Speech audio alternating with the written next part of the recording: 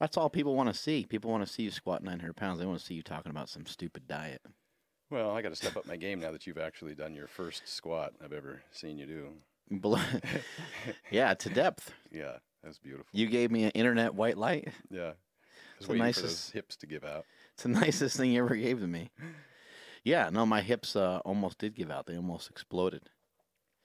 So we're going to get into like the vertical diet. We're going to get into all this stuff. But I think we should take people back. Had you on the podcast a million times. We've done this before. But I think that we should kind of explain how some of this got started.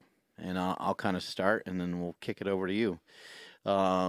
This bromance, and it's been a wonderful, this has been one of the most powerful bromances I've ever been involved in, and perhaps the strongest, most powerful bromance in the history of fitness. Strictly plutonic. Mm-hmm. And gay. Mm-hmm. But basically what happened is I saw Stan compete in Sacramento at a meet via YouTube. And I think I was like out of town or something that week, or something happened where I couldn't get over to that competition. Normally I would go to those competitions because they were just down the street from where my gym was at. Stan did like a 20-50 total, and he was yelling and screaming the whole time on his squats and his benches and his deadlifts.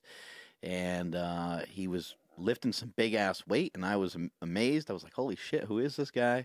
For some reason I thought he was German because of like the bald head and the goatee, and then like the weird yells that he was doing. I thought maybe he was foreign for some reason, and he wasn't. And maybe sort of maybe the Efferding or something. Efferding. Yeah, right. Right. Yeah, I couldn't figure it out anyway. I think I might have messaged you on like YouTube, if that's even possible. You did. You sent me a dick pic.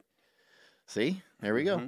I sent him a message and talked to him about Super Training Gym, and he was like, I'm aware of Super Training Gym, and I'd love to come check it out. And he talked about being in the San Jose area for some bodybuilding stuff, and we just started kind of chatting from there, and that's how things got started. And then what happened?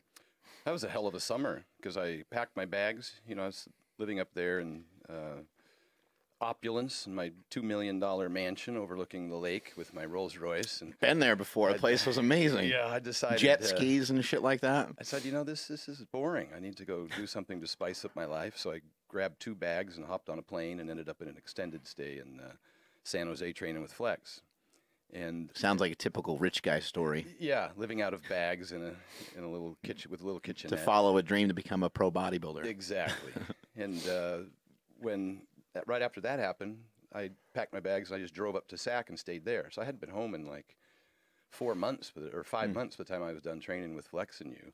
Right. And I would get like emails and pictures on my phone every weekend of my friends using my Sea-Doos and my boat out on the lake and telling me it was broken and I needed to send it and get it fixed. But I hadn't been home in months, and it was... yeah, I went through your closet and tried on all your clothes and stuff. Yep. I was trying out your watches and stuff. Yeah. That was a lot of fun for me. I was broke at the time, so I felt like I was rich. It was great. You know, it was an awesome journey, and so many things happened so fast that it's hard to even remember. And people remind me, I'm like, oh, yeah, that's right, that time, yeah. So it's been exciting, and it just keeps going. I mean, this has been just one of the most incredible journeys, watching what you've done, how the industry has expanded. Yeah. All the new people that with social media and the interest in the business has, come to light. It's exciting. I can't even keep up with it now. It's weird, because you and I were, just trying to lift as much as we possibly could, using any and all measures possible. And some of those measures, not the smartest moves we've ever made. And that was the mission. That's what people were attracted to at the time. But now we've kind of shifted into talking about like 10-minute walks, the vertical diet, the war on carbs. I know. And you and I are kind of like leading a different charge in a different way now. Yeah, a little bit. It's a little bit of both because I've learned so much. If I knew then what I know now, right. I've learned so much over this 30-plus year journey. I used to sit up at nights until they kicked me out of the science library at midnight, scrolling through microfiche just to see studies. Microfiche. Yeah, that wasn't around. Look that up, kids. 8-track tapes and microfiche was the things of the day. But I was trying to get exposed to and learn as much as I could to optimize performance. And anything and everything that I could discover which eventually became working with great people, traveling around and training with great people, you and, of course, Flex and Eddie Cohn and a whole host of other folks. And then more recently with the internet, seeing the amazing amount of great information that's out there from people that are just brilliant. I'm talking Mensa-level IQs that have committed their lives to this sport. And all of their research and study, in addition to their participation in the sport, makes it a lot more valid as far as I'm concerned, because they're applying what they're learning and seeing what works and what doesn't. So now I'm in this position where I've learned so much over the years with you know, my own pursuits of you know, competitive fitness, as well as trying to maintain health throughout that process with the frequent blood tests and all those other things. To where now that I'm at 50, you know, I'm addressing problems that other people are experiencing that I did in my career, both competitively and not.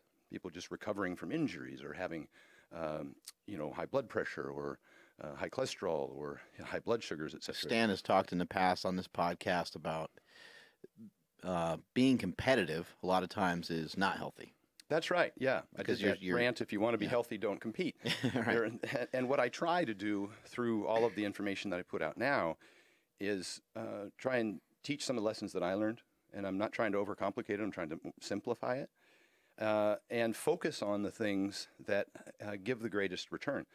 It's boring to talk about sleep, but it's such an incredibly effective tool that people are sacrificing. You can't overlook it. You can't overlook it. And matter of fact, Greg Nuckols just came out with a really good meta-analysis on sleep. He's insanely smart. Yeah, you know, I've said before, if you're getting 5 hours of sleep and religiously taking creatine, you're a fucking idiot.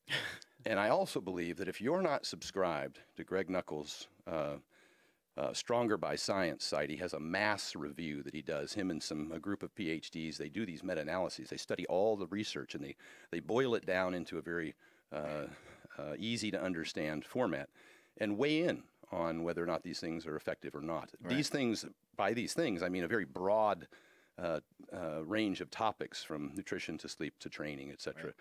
And so, not subscribing to that kind of information, there's more there than you could read in a month, and that you could spend months.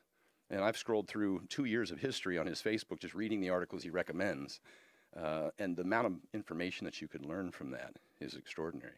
So I've tried to compile. How much does it cost? I think it's $30 a month. Well worth it. And Chris Tuffin's another example of somebody who has a membership site that has an extraordinary amount of information. And these are people who are a lot smarter than me, compiling, you know, just massive amounts of data and feeding it to you.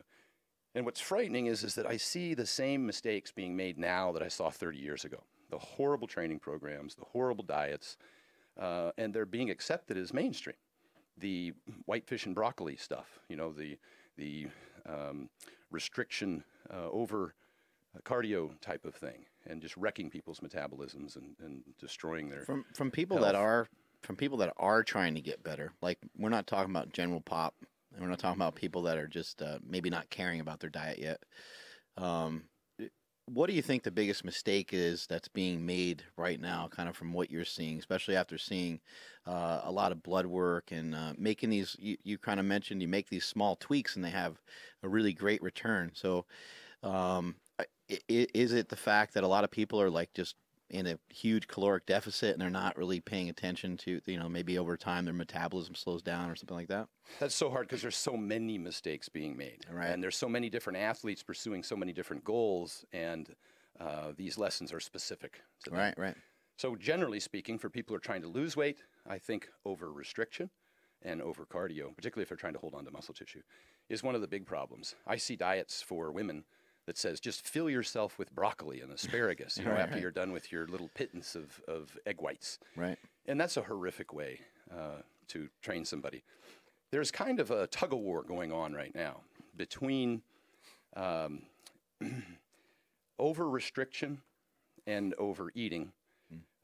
People are eating too much, generally, if they're trying to gain weight, they'll eat too much food that causes digestive distress, which I talk a lot about in my program, The Vertical Diet, trying to focus on gut health first. And they'll eat things that are loaded with anti-nutrients, things that such as wheat and pasta, or the vegetables, the high-gas vegetables such as broccoli and asparagus, etc.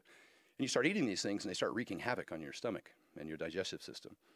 That's one side. And the other side is the over-restriction, where you end up with micronutrient deficiencies. That's your egg white, tilapia, and broccoli crowd. And those folks end up with deficiencies in micronutrients. Sodium, the big one that they tend to restrict, which wreaks havoc on the body, suppresses metabolism. And then, potassium, magnesium, zinc, calcium, all those things that they aren't getting from their foods. And they think popping a multivitamin solves that problem, and it does not. And so I try and focus on, I'm trying to balance that equation between providing a variety of foods that satisfy the micronutrient requirements and keeping them confined well enough so that people don't suffer from gut dysbiosis of any digestion problems. Right. So kind of in short, though, if you supply the body with the nutrients that it needs, the body will be very efficient. It's amazing. Like if you get your sleep, if you're drinking your water, if you're taking in your salt, you're doing a lot of the things you're supposed to be doing. I know you're preaching the vertical diet, but you're getting in some variety of food. You're not just... It's the whole vertical diet concept is built on a foundation of highly bioavailable micronutrients, all of the vitamins and minerals that are necessary. And you can't put a 3-bedroom house on a 2-bedroom foundation. So if you want to build anything, you need to build it on a very solid foundation. So there is a variety of nutrients in there that give you everything from, let's just say, for instance, I put fruit in there because the fructose stimulates the liver. If you eat too much fat and too much protein, you slow your metabolism. The liver says, well, hold up, and your thyroid starts to slow down. I've said that 70% of thyroid conversion from T4 to T3 occurs in the liver, a happy liver, a healthy liver. And so what a lot of people are doing in the industry now, and it's sad, and even in the general population, is being reactionary. They're taking something to remedy that problem. If their thyroid's suppressed, they're taking thyroid. But that doesn't solve the problem. That's being reactive, not proactive. That's sick care, not health care, right? And solving that one problem doesn't necessarily, or using medication to solve that problem doesn't necessarily address the source of the problem, something like an iodine deficiency. There's iodine receptors in every organ in the body. And iodine is essential for the immune system. So if you aren't getting adequate iodine to stimulate the thyroid and you're just taking thyroid medication, you haven't fixed any of those problems. You haven't improved your immune system. So I try and get on the front end with everything and give the body what it needs when it needs it to do what it does best. I don't believe that you can trick it after the fact. It's the whole concept of throwing caffeine at a body when it's tired, right, which only compounds the problem, makes it worse, dehydrates you. You lose salt, you lose chloride, hydrochloric acid, sodium chloride. Now you've got less stomach acids and less acidity of that acid, so you're not digesting foods as efficiently. So all of these things, I mean, they just keep going on and on and on together. And what I tried to do with the vertical diet was provide people, not be so restrictive, and provide people with the nutrient base that would make their body work and perform better. We saw it with Brian Shaw's diet, and it was a hugely popular video of him eating 10,000 calories a day. But you can see in the video how painful that was, how hard that is. And I've always said the training's the easy part. That's the fun part. Eating is the hard part, and having to eat as much as those guys have to eat, or a 250, 280, 300 plus, 400-pound guy, to support that kind of mass and that kind of demand from the workouts. If you have to eat that much food, it can become exhausting. And all these videos that you see about guys eating, from Jay Cutler to Ronnie Coleman to Kai Green, it's exhausting. You look at the look on their face, and they're just hunched over their food, and they're force-feeding themselves. Yeah, sometimes they're sweating. Yeah. It's dying. It's terrible. And behind the scenes, with that wreaking havoc on their gut health, they're in the bathroom all day long, every day. And Brian specifically said that was a huge problem. He just thought it was normal. Yeah. Or that you accepted that as part of the obligation to, reach your goals, to succeed at that level. And Flex told me years ago, 10 years ago, he used to, or when he was competing, sometimes he would have to eat on the toilet. And I hate to call Brian out, but that's what the podcast is for. That's right. And you put a picture of him eating pizza on the toilet. And as it turns out, behind the scenes, there has been an occasion or two when, you know, at the cost of losing weight, and you need to get calories at all costs, that becomes necessary. Hey, what it takes to be a champion is not for not for everybody. That's why everyone's not cut out to be the best. So one of the biggest things I think that I was able to help Hafthor do and help Brian Shaw do, and we did the same thing with Larry Wheels when he came out, was to eliminate the sources of digestion problems, which generally is wheat or wheat products, which would be the crust in pizza, which would be bread from sandwiches, which would be pasta.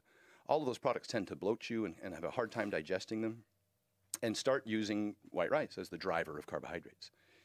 And then, since that much food suppresses metabolism, I had to keep the liver happy, and I did that with fructose, which in the right dose is very healthy.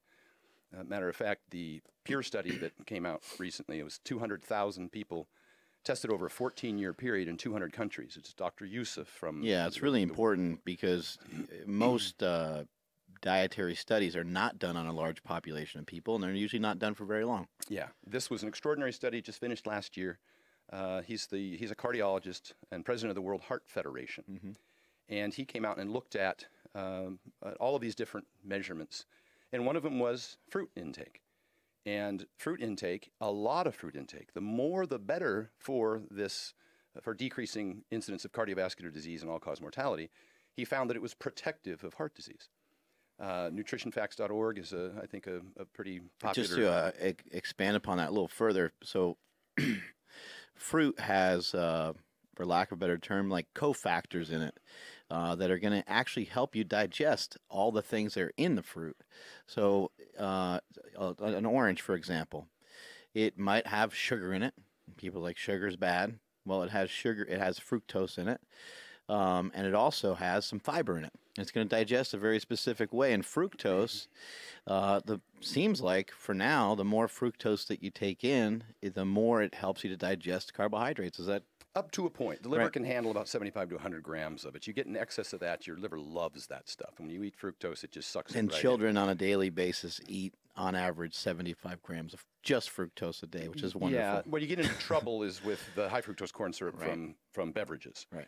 But when you're eating fruit, or as I recommend, the 3 ounces of orange juice 3 or 4 times a day, you're talking about maybe 9 ounces of orange juice, which is probably 36 grams of carbs. So it's not a lot. But the way that I break it up, just like I break up the 3 10-minute walks as opposed to 1 30-minute walk, is significantly more effective. The way that I feed the fructose to the body throughout the day is more effective at raising body temperature, improving carbohydrate absorption, improving the health of the liver, which therefore improves thyroid function. But what we've seen is that, breakfast cereals have fiber too, and they have some of the additional supposed health benefits, but they don't improve health outcomes the way that fruit does. So it seems there's, even in the absence of the fiber, it seems there's some significant benefit to just fructose itself in the right dose in terms of increasing metabolism. So that's something that people have avoided. That's something that I didn't eat a lot of when I was trying to get to 300 pounds. I didn't think it was a way to get me there. But it's something that I feed to these big athletes because it makes their liver healthier. You weighed 300 pounds? It was disgusting. That is gross. But one of the huge things with that is now you improve your appetite. And here's guys who were struggling to try and get down enough calories eating the wheat and the pasta and the pizza and the bread and all that other stuff. Now it's easy for them to eat. They're hungry all the time. And they're eating fewer calories but still gaining muscle and losing fat. Brian Shaw did a DEXA scan last year at the Arnold. Yeah. He did one this year. It's 14 pounds of fat lost.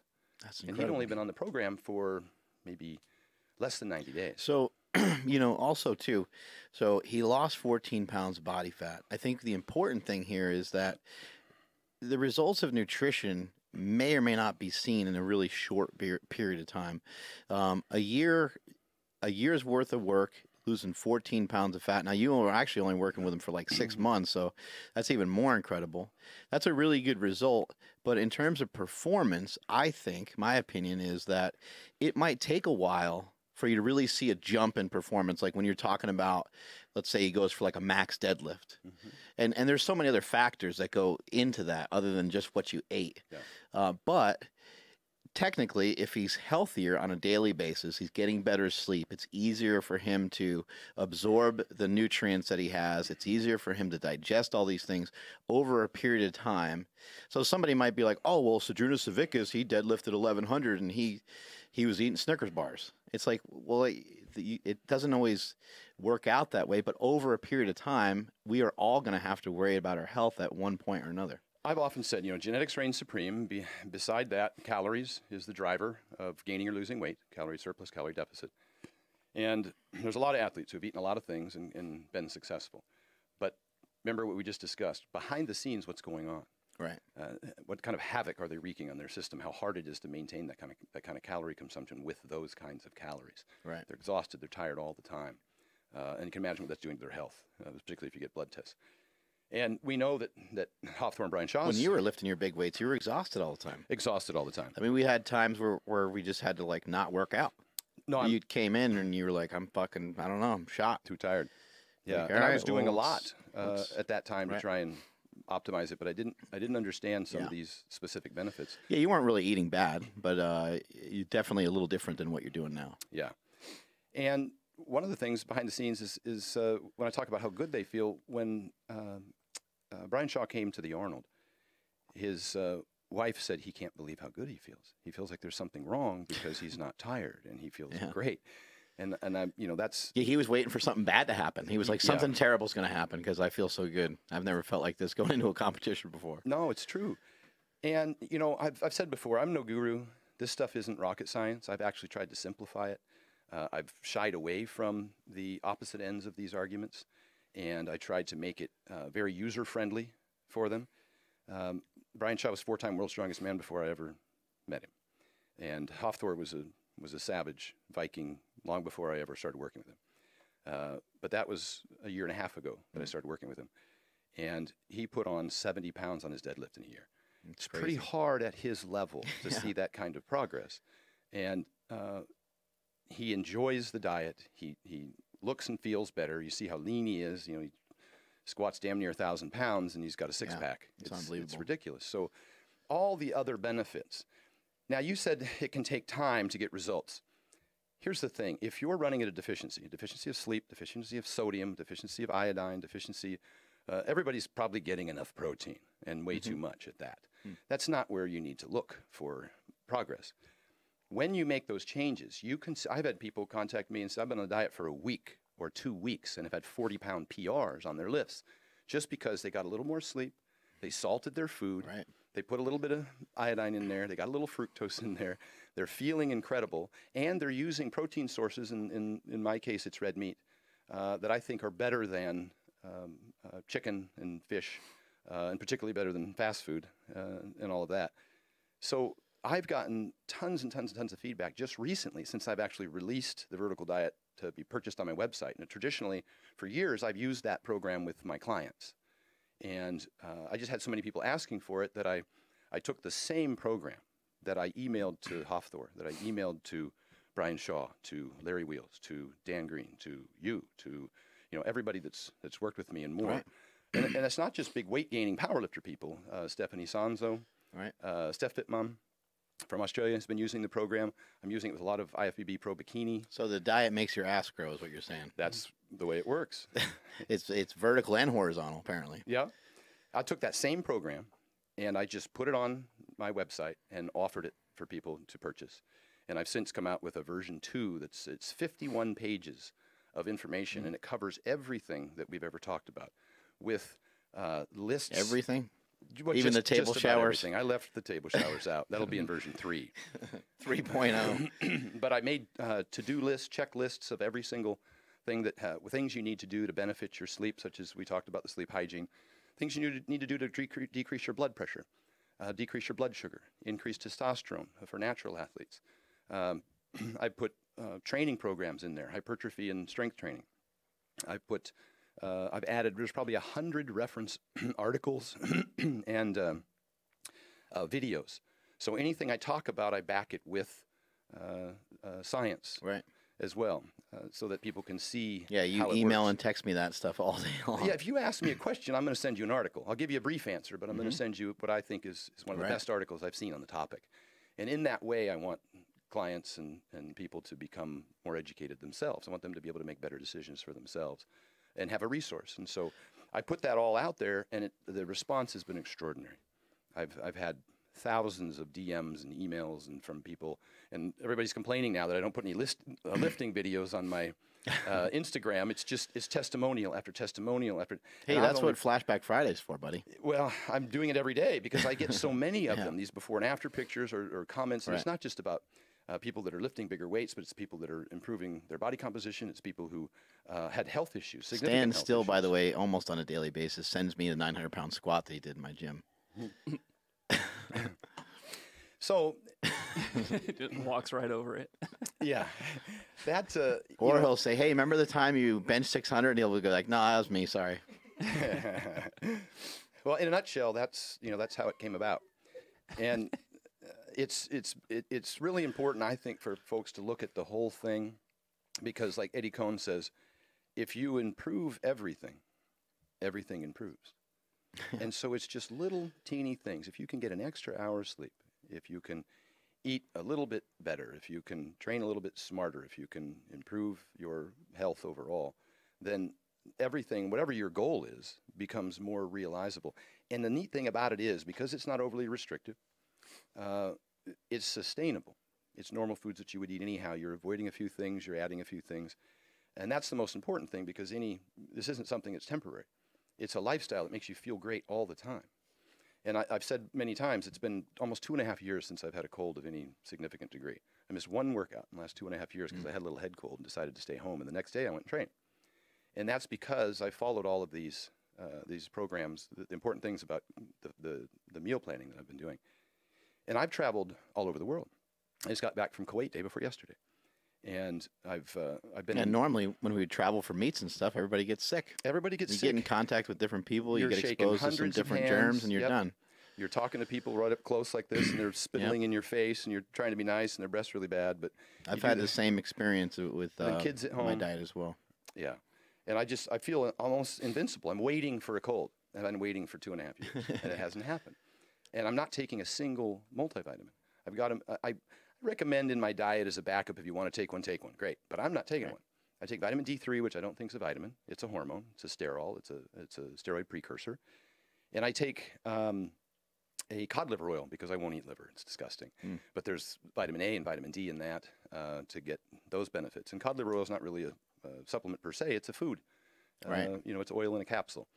But as far as most of the supplements go, even the research out of Harvard showed that multivitamin supplementation did not improve. Yeah, it didn't do much of anything. Yeah, lifespan or all-cause mortality. So, but the Harvard research scientist that conducted the study says, I take one just for safety's sake. Right. So whatever that may be, but I don't think that's a priority. You can't use that as an excuse for not eating spinach or not eating oranges or not eating daily carrot or not having a potato or not having chicken stock. All the things that I put into my micronutrient profile are supposed to satisfy all of those needs.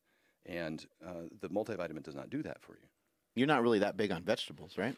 I'm not huge on high gas vegetables, broccoli, asparagus, cauliflower, things that cause a lot of gas during digestion, methane to be released. I'm not big on those. They do bind to proteins and minerals and electrolytes. They can have some adverse effects. But there are having some of those may not be detrimental. No, but I choose a different source. Spinach is a great, as long as you cook it, it's easy to digest, and it's loaded with vitamins. It's got like potassium and stuff like that in it potassium too, right? in it. It's a great magnesium source. Spinach is a fantastic source. But you have to, A, you need to cook it, because if you don't, then it's harder to digest. Yeah. And B, you need a fat source with it, because you need something to curry the nutrients into the body. And so I'll cook mine in beef tallow and throw in maybe a little chicken stock and some salt, and it's delicious. But I'll eat that every day. Is the spinach. Oranges provide an enormous amount, or fruits in general, enormous amount of potassium and vitamins, vitamin C, etc. And of course, I love the fructose benefit of it. Also, potato, loaded with vitamins. But I don't eat too much of it because resistant starches, although they're a good prebiotic in a reasonable dose. I say everything's dose dependent. It's in my micronutrient profile, so I don't need a massive amount of it. I don't use it to fuel calories needed for the vertical axis for bigger athletes. But I include it daily. I'll eat a sweet potato, just a small one, to get the benefits from that, the prebiotic benefits and the vitamins. Chicken stock's amazing for gut health. It's unbelievable. I get people drinking chicken stock instead of coffee, and they don't need the caffeine anymore. Their energy levels improve, their gut improves. A lot of people suppose that the chicken stock or the beef broth, any bone boiling, helps the gut lining, which is one cell thick and can easily be permeated. Is it the collagen? Is that part of it? That's the presumption. You're also just drinking salt, which too may be beneficial. That helps. I have a problem in the morning if I drink water. My stomach tends to get irritated. The acids get all active, and so I just drink chicken stock in the morning like a hot tea, and it tastes delicious. And here's what I think. Now remember, the further you get down into the weeds on this, now people start disagreeing. You watch a video of one PhD, he'll tell you this. You watch another PhD, they'll tell you something just the opposite. Further you get into the weeds, and then you kind of got to go back to, I just know it works, right? It works. But in this case, it appears as though the bone broth stimulates pepsin release, which is your protein digestive enzyme. That release of pepsin causes your hydrochloric acid, your stomach acids, to increase in volume. And for the pH to go down, which increases acidity. Think battery acid, gets down to about a 3.0 pH. That environment is optimal for digesting food. When people have digestive problems, the vast majority of time, it's because they don't have adequate stomach acid or an adequate pH. You put food into enough stomach acid with an acidic enough, and it will get very well digested, and the nutrients will get drawn out of it, and it will prevent bacteria from getting into your intestines. So that's the environment you want. Here's the problem, and I found this with many, many of my athletes. They'll end up getting gastric reflux disease, GERD, which is stomach acid into the esophagus causing pain. The problem is that isn't due to too much acid. That's due to gas that's created by not having enough acid, so your foods, your carbs in particular, aren't getting digested. Right. So they get into the intestine, they get in, and they start gas starts the acid belongs there, but it doesn't belong in your esophagus, right? Right. It starts pushing it up. So I've had many clients who have been on antacid medications, which I think is like the number 7 most prescribed medicine in the country. It's horrible how many people are taking these and popping these antacids. Like statins and stuff, right? It hurts you. Yeah. When you're taking antacid, it hurts your ability to digest food. So I've had them be able to get off years of prescriptions in a week. Because I completely changed. I don't give them wheat anymore. I take away the gassy vegetables. Right. I gradually titrate steak into their diet because steak, any protein for that matter, animal protein, will increase. Might be hard to digest for a little while, yeah. Well, initially, and again, that's why it's dose dependent. You titrate it. You start with 4 ounces, and then over time, I've talked before about how I was able to train, quote unquote, train my metabolism is the word I put on it. And my body was able to better utilize more of this food over time. We know this with milk in terms of the lactase enzyme. If you haven't drinking milk in a while and you pound down a big 16-ounce glass, everybody's in trouble. Yeah, you're paying for it. And but if you take a 4-ounce glass and each day, over time that enzyme increases. For those people who have an ability to digest lactose, that lactase enzyme will increase, and you'll be able to handle more and more. I see it all the time. People eating things that cause these kinds of problems. High broccoli, a lot of egg whites, which have avidin in them, which is an anti-nutrient that prevents absorption of some of the protein, but also will create a lot of gas. If anybody's ever been backstage in a bodybuilding show, you know that people are eating a lot of broccoli and egg whites. And that's not a good thing. If your body's acting that way, there's a problem. Right. That's not something that you want to... Yeah, I think as like lifters and as people that are trying to gain muscle, we kind of think like, hey, the toilet is kind of part of this equation here, and and having gas is just part of it. And it's not true. Right. It's not true at all. When you change the way you eat, all of a sudden everything else changes. You don't have the same digestion problems. You don't have the same, you don't have to run to the bathroom as often because you're using more of that food. You're not creating the problem for yourself. Of course, we already talked about how the 10-minute walks help with that. Yeah. Post-workout, decreases gas, improves digestion. I think also something important about the switching to the bone broth from coffee is like, it's just possible we drink too much fucking coffee. That's true. And so maybe there's just a benefit to that. I think sometimes when it comes to training, and you talk about we talk about assistance exercises, yeah, I think they're important. I think they're extremely valuable, but their greatest importance is that they keep you from killing yourself on the main lift. Yeah, a whole nother conversation. You know, just pulling yourself away from something and pulling people away from coffee. Most of us are probably ingesting too much coffee. It's probably possible. It's reactive. It's not proactive. You're using it to solve a problem with, or to overcome exhaustion, right, when that could be treated so you don't have exhaustion anymore. And I posted a video recently of Dr. D. Nicolantonio, who was the author of The Salt Fix, and he's got an extraordinary book out, well researched and excellent read. I got it myself. I'd recommend anybody read it. But I posted a video of him recently where he talked about how drinking coffee causes dehydration because it causes salt and chloride, sodium and chloride, to be expelled from the system. A lot of it, maybe up to a gram for 4 cups of coffee. So that's going to hinder performance. And so I always recommend that people come off of coffee. And then just a couple weeks ago, Pops is 87 years old and he loves to watch Dr. Oz. And every time he watches something, he pauses it or he records it and he comes running out to tell me to come watch. And so I'll go in and watch, and this episode happened to be Dr. D. Nicolantonio on Dr. Oz. And Dr. Oz says to him, and Dr. Oz has been a bit of a skeptic. He was a bit of a skeptic about saturated fats. I can remember a couple years ago when he brought the people on that were talking about the fact that, hey, saturated fats are actually good for you. Dr. Yusuf's peer study showed that they were, if anything, they were protective. Saturated fats were protective.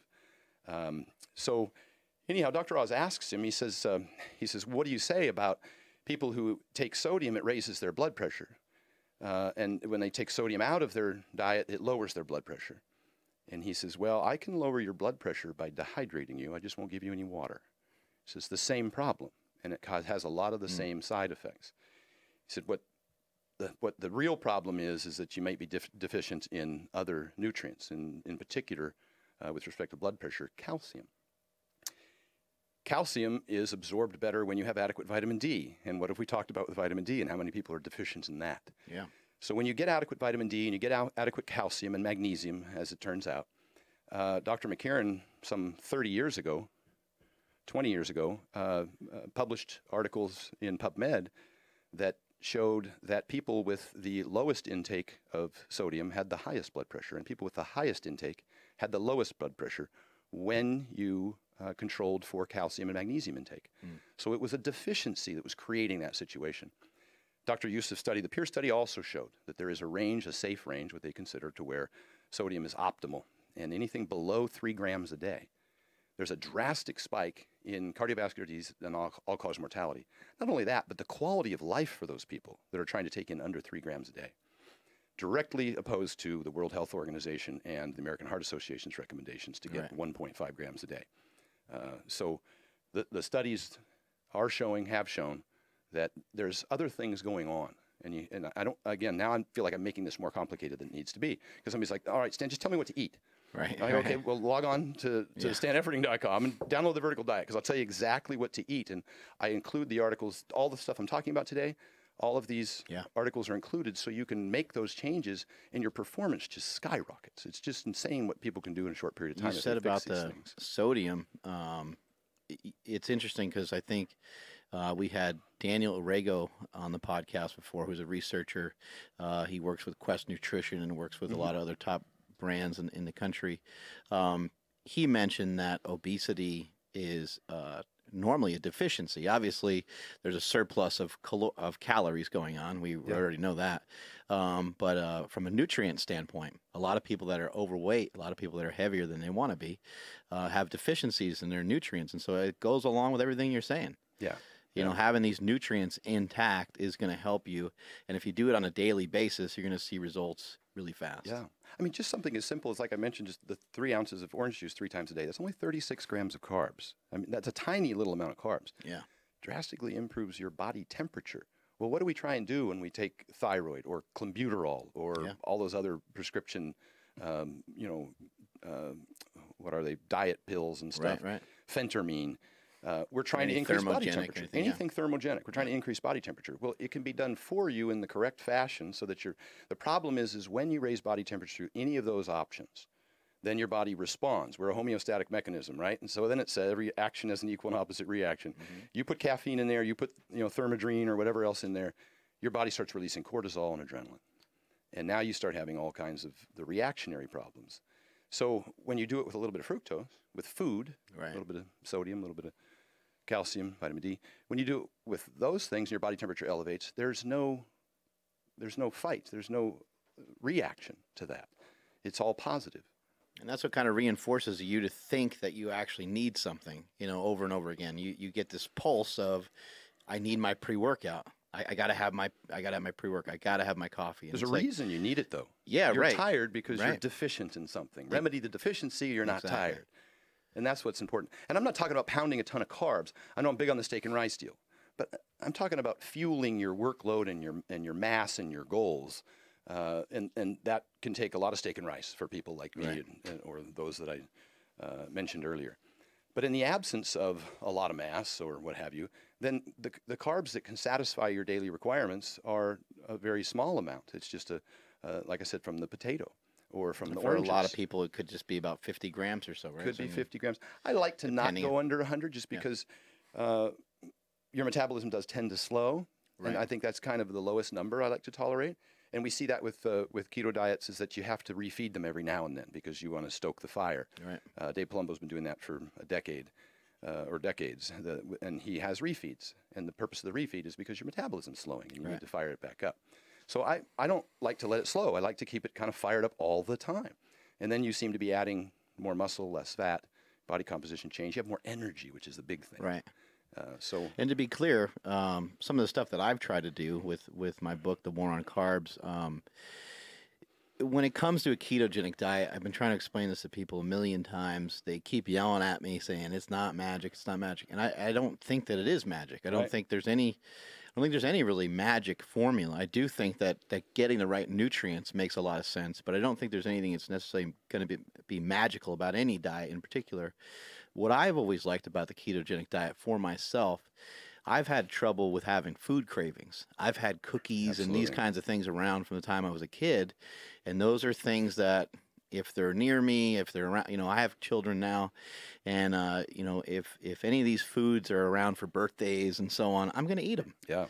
On a ketogenic diet, when my body is switched over to being a little bit more efficient at running off of fat, I don't feel the same cravings. Therefore, a ketogenic diet ends up working well for me because it's the only diet that I can follow and be in a caloric deficit. That's right. And ultimately, the compliance is the biggest issue, is being able to stay with it. And then in my conversations with you, I've added some stuff in. I've added in the cranberry juice. I've added in an orange here and there. I've added in a sweet potato. And I think... But you're still not over 75 grams of carbs a day with all of that together. Right. Yeah, people think I'm having like a buffet going on or something, but it's... There's a few things. And it with all of these diets, there's some good and bad. There's always some give and take.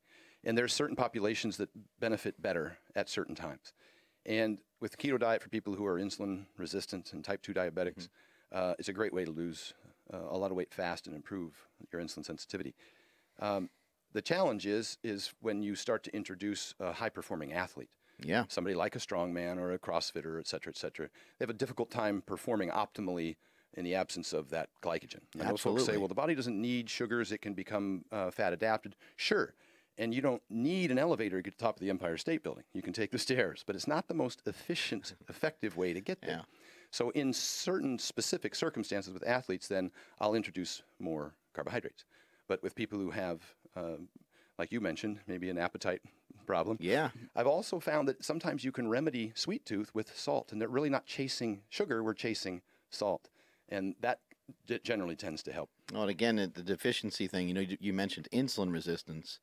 A lot of times when someone becomes insulin resistant, their body will produce more insulin.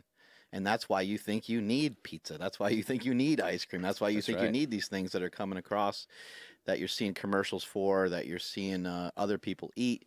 You're having these really hard cravings for it because over a period of time, due to all the sugar you've been taking in, maybe the lack of activity, you become insulin resistant. Your body is producing more insulin. And as a reaction to that, you're feeling hungry. Yeah. And I think another thing you have to recognize is that certain diets create deficiencies that you need to manage.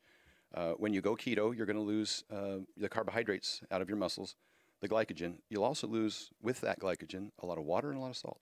Yeah. So you're going to need to keep salt in your diet. I've talked about this before. When people go to clean eating and they stop eating processed foods and they stop eating fast foods, then they end up with a salt deficiency because they're not salting their boneless, skinless chicken breast and broccoli. And they need to do that. if you're going to be restrictive, you need to add back in the minerals and electrolytes. They further compound the problem by trying to suck down a gallon or 2 of water a day, which at some point, I don't know where, somebody decided to tell people that was healthy and that was the optimal thing to do. And that can dilute. It can dilute your sodium and other minerals as well. It flushes them out of the system. Peeing clear is not a good thing. I address this in my program, and I specifically talk about the benefits of sodium, and I also talk about water. And Dr. Sandra Godek is, I think she's a PhD that runs the Heat Institute and does thermoregulation studies. And she talks about the fact that it's not water that necessarily hydrates you. That's not what the priority should be. It is your minerals and electrolytes. It's your sodium first and foremost. And so that's where she focuses her attention, and where athletes should be focusing their attention is you sweat all that stuff out. And the reason I talk about iodine is because I think a study in Korea showed that about 2% of the general population were iodine deficient. But something like 40+% of their soccer players were iodine deficient. You sweat it out. So we as athletes or high active people are sweating out iodine and not replacing it. Yeah, I lost 4 pounds yesterday training, and it's not even that hot out yet. That's right. You know, I just was curious. I was like, oh, what do I weigh? I weighed myself before I worked out, weighed myself afterwards, and it was, I mean, that's a lot of weight. It is. And that's I had why to spend the rest of the night, working on trying to pile that back on. Great coaches like George Lockhart with his guys, especially as they get closer to competition, he'll weigh them before and after training. And whatever the weight deficit is, he needs to replace that. Yeah. And it's 3 things. Usually you need some glycogen, you need some sodium, and you need some water. And so he tries to measure based on their workload how much glycogen they need to replace what they burned, how much sodium they need to replace what they burned, and different people sweat out a different amount. Yeah. So he's pretty analytical about it. We in the general population, not wanting to be, not be in the weeds, not make this overcomplicated. Right. You do want to consider that immediately post-training, and I put George Lockhart's protocol in my vertical diet program. Is this too many plugs for the vertical diet in one No, I think it's podcast? I think it's too little. Efferding.com, vertical diet download. So everyone on the live chat's talking about it, so it's I right put up George early. Lockhart's protocol in there, exactly what I've talked about it before with the fructose dextrose, and a scientific article that shows where they actually measured dextrose and fructose in a 2-to-1 ratio and how it permeated the cell membrane faster and was able to store more. It's all in there, but it's extremely beneficial to replace those things after a workout, and George's program has been awesome. If you're not training 2-a-days, or if your workout is a powerlifting workout, and you're not sweating that much, but for CrossFitters and for high active people, football players, etc., or for a big hypertrophy bodybuilding workout, it's essential. And one of the key things is you can't have proteins and fats with that drink immediately post workout because it slows the absorption. Remember, the American Diabetes Association doesn't even endorse the glycemic index for that reason. When you eat carbohydrates with fats and proteins, it drastically changes the absorption rate of them. Right. So that's true with this drink too. So immediately post-workout, drink the carbohydrate sodium water drink, and then 30 minutes or an hour later, go have your normal meal, get your protein in. We've already talked for years ad nauseum about this anabolic window and how it's not necessary to get protein immediately following a workout. Right. But in the case of carbohydrates, sodium, and water, it may very well be. Yeah. Improve performance. Well, and also maybe it's just to get those nutrients. Maybe it's not so much about the macros. Maybe it's more about the nutrients, and the carbohydrates can be a driver to help drive some of those nutrients in the right places, right? Yeah. I shopped around to a bunch of different supplement companies. I was going to try and make that post-workout drink with George, and we were going to roll something out. I'm not a big supplement guy. Never have been. I didn't take a single supplement when I got my pro card. I didn't take a single supplement when I trained with you to set my world records. Not a big fan. I ate my food. Right. So, one thing that Mike Dolce does from the Dolce diet is he'll grind up rice into powder using a coffee grinder and just add the fruit and the water to that and feed it to his athletes after a workout. Wow. Same thing. You can very easily digest carbohydrates. There's other people who have carbohydrate powders. They're fine, whatever. As for the salt, I've talked before about using, say, Nun tablets or thermotabs or something like that. That's fine. But you can also just take a half teaspoon of pink salt, put it on your tongue, wash it down with whatever carbohydrate drink you drink. They get asked this a lot. Is there a huge difference with the type of salt? Well, I'm going to have to defer to the experts on that, and that's Dr. DiNicolantino, and he talks DiNicolantonio. I've been telling people just use a variety. Like you can use, you can use just about any salt. At a restaurant, go ahead and just use what they got, and then when you're home, if you want to buy fancier salt, then go for it. You can, and I'll give you the long answer. And the long answer is there are a couple of salts that he recommends: pink Himalayan salt and Redmond real salt. That's from an old dried-up ocean bed. And the reason that he likes that one is because there's no, there isn't any contaminants in it, as opposed to sea salt, which may have these microplastics in it. Yeah. Is his presumption. And other salts sometimes have like maltodextrins and weird things in them. They can, for caking agents, anti-caking agents, and bleaching and that. I don't know how big a deal it is. I'm not trying to come out here as some being overzealous about demonizing certain things, but in terms of optimizing. One of the reasons he likes these salts is because they have additional minerals in them. A little bit of iodine in particular, which I'm a huge fan of. But I have to say this, with respect to the minerals in those salts, and we may have talked about it before, there's not a significant amount. That's not where you'd go to get them. It's like talking about grass-fed beef versus CAFO beef versus commercially grown beef, talking about the omega-3 content.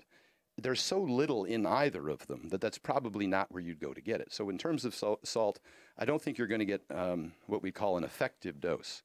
Right. That gets us back to pixie dusting and proprietary formulas and supplements telling you. So to get your to get something like your omega-3, rather than worrying about your beef being grass-fed, maybe you just have a piece of salmon. There's other benefits to grass-fed beef, but omega-3s isn't the one that you should focus on. Right. And with these salts, the mineral content in them is not adequate in most cases. You want to get that from the foods that I've selected in the diet. Yeah, that makes a lot of sense. Can people lose weight and gain strength at the same time? I mean, people are asking me that all the time.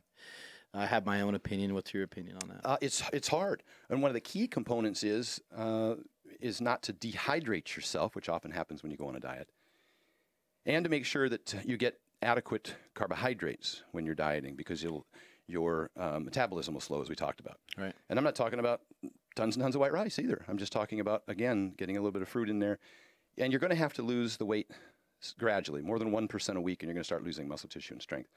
I don't like to diet competitive athletes over the last 30 days. I've said before that I'd like them 90 days out to start dieting so that when they reach 30 days, they're at the weight that they'll be cutting water from. And then I don't make any more weight loss efforts until 24 to 48 hours before weigh-ins. It's hard, but it can be done. And it also, if you prioritize the weight loss and then gain your strength back after the fact, I've seen that many times. I've had good success using the things we talked about in the diet, the sodium, the iodine, and the fructose, and losing weight slowly and switching to red meat. Usually when people diet, they go to chicken. Right. And look, I'm not anti-chicken, but to me it's a good, better, best scenario. And chicken doesnn't have some of the vital nutrients that I think are beneficial in steak. The iron, the zinc, the B12 in particular is like the monster of B vitamins for every cell in the body, the metabolism of every cell in the body. So there's some key components there that I think are beneficial. It's why I choose red meat over chicken. Also, I've said before that chicken and turkey, they eat almost exclusively soy for the 3 months they're alive. And it creates a high polyunsaturated fat content. And I'm not a fan of the polyunsaturated fats as compared to saturated fats. The PUFAs popping up again. Yeah, because when your body digests them, they put off free radicals. They oxidize. Right. The same as they do on the counter, exposed to light or heat or cooking. They'll do that in your body too when you break them down. There's a free radical. It becomes part of your cells for 120 days or some shit like that. Yep. And also I think when it comes to dropping weight and trying to get stronger, from my own experience on a ketogenic diet, when you remove carbohydrates, you are kind of in a dehydrated state in some sense, and also you just don't have any of that bloat to rely on at all. That bloat's great. The carbohydrates and the combination of the carbs and the water and the sodium and everything, it all works together towards being able to train really hard. And so, in my opinion, you can't really lose a significant amount of weight and gain strength if you did it over a long period of time, as you're saying, and you were to lose 10 pounds over the course of a year. then I think maybe something like or that do would it work. in 2 phases. Just drop as much fat as you can, as quickly as you can, while trying not to lose. Well, and that's muscle actually tissue, so. and then That's coming actually back. what I've worked on. Is I've worked on trying to drop weight in a couple of different stages. You know, I started this journey this time around at around 300 pounds. The heaviest I was 330. You were beautiful. I was sexy. I was such a hot guy. Yep. God bless Andy for sticking with you through that time. Can I get a hey now? She doesn't even notice. She don't notice one way or the other. I'll be darned. Yeah. It's amazing. And the best thing about losing weight is that every inch you lose around your waist, your dick gets an inch bigger. Right? Does it really? I don't know. I don't think she's noticed that either. Yeah. I never had a big waist, so never had to worry Wait, about what? Look at that face. it. Oh, my God. Yeah. That's horrendous. That is a chubby checker right there. But you know, in terms of dropping weight and the strength gain, it's going to be an individual thing, and it's just a question that people just keep fucking hammering all the time, because I think there's a lot of people trying to sell programs that way, that you can get stronger and you can lose weight, and it's a balancing act. And here's what I think. I think that you should set your training up. I don't think everybody should train heavy all year round anyhow. I've talked about Eddie Cohn competing in powerlifting twice a year and using the off season for hypertrophy training sessions. So why don't you do your weight loss during the hypertrophy training session? Then you don't have to worry about your strength. And then when you go back into the strength block, you can increase. That was a lot of the stuff that you did. You didn't even squat for months on end. I didn't.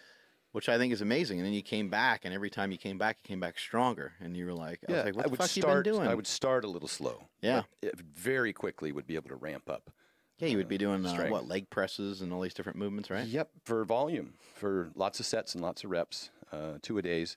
You can burn a lot of fat doing workouts like that. I like to increase volume rather than drastically decrease calories. I've talked about 100 times. And so that might be an opportunity to where strength is not an issue. It's not a concern. You're focused strictly on losing weight, and you're doing these hypertrophy workouts. Plus, at the same time, you're improving your joint health. Everything starts to feel better, your cardiovascular fitness. And then when you go back into your powerlifting prep, hopefully you don't do it by loading yourself up full of all those anti-nutrients we talked about, all the pizzas and pastas and bread and pancakes. And you do it focused more vertically with the white rice and steak. And yes, you do increase your calories for strength. I'm a big proponent of that. And then start lifting heavier. We talked about how Klokov in the off-season used to do a ton of cardio, and his strength would dive. But then there was a carryover effect in terms of the conditioning. So where when he started training for the Olympics, he was able to recover faster, and he could actually increase the number of workouts and the frequency. Yeah, getting back into, getting strong again. So this thing should be cycled. It should never be looked at in a 2 or 3 month phase.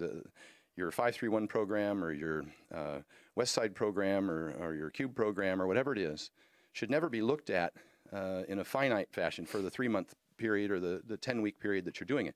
Everything should be looked at over the course of at least a year and longer, possibly. And then you're able to start putting in these different blocks of strength and hypertrophy. Any room for any sort of cheat meal or anything like that? Well, if you don't over-restrict, you don't need to refeed.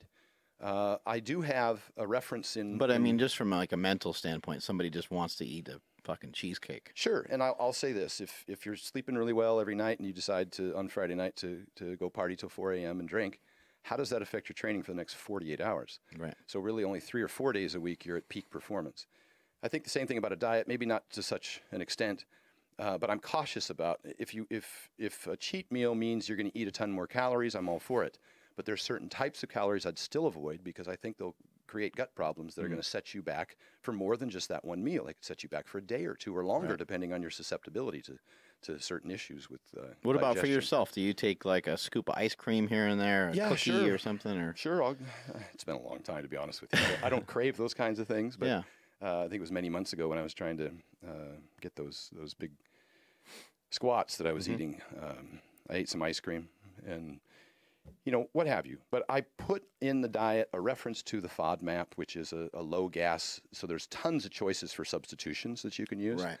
And the FODMAP's not the be-all, end-all. There's plenty of people out there crying about how there's inadequacies in that. But in so much as that it provides you some options, then I think that's beneficial. I'm just really cautious to stay away from certain things that I know affect me very bad. Which again is it's hard to tell people. It's hard to tell people. Yeah, go ahead and have a cheat meal. Yeah, I'd go ahead and eat more they- calories, but let's be cautious about what those are. I happen to love the foods that I eat. The Monster Mash is awesome. Yeah. When I was cooking food for Hafthor and Brian, I told you before, I was cooking them 4 or 5 pounds of meat a day, and it was like half. You cooking for both of them at the my Arnold God. Classic, Yeah. right? I had 2 grills going, and I had 8 steaks and 8 burgers going at one time. I was cooking, or 12. I had the whole thing filled, both Now grills. that's kind of what George Lockhart does too. Like Yeah. he'll like move in with these people and cook for them and Exactly. clear out their fridge and clear out their cabinets of all the other junk. Yep, And and control every single piece. And same thing when they were traveling with Conor McGregor.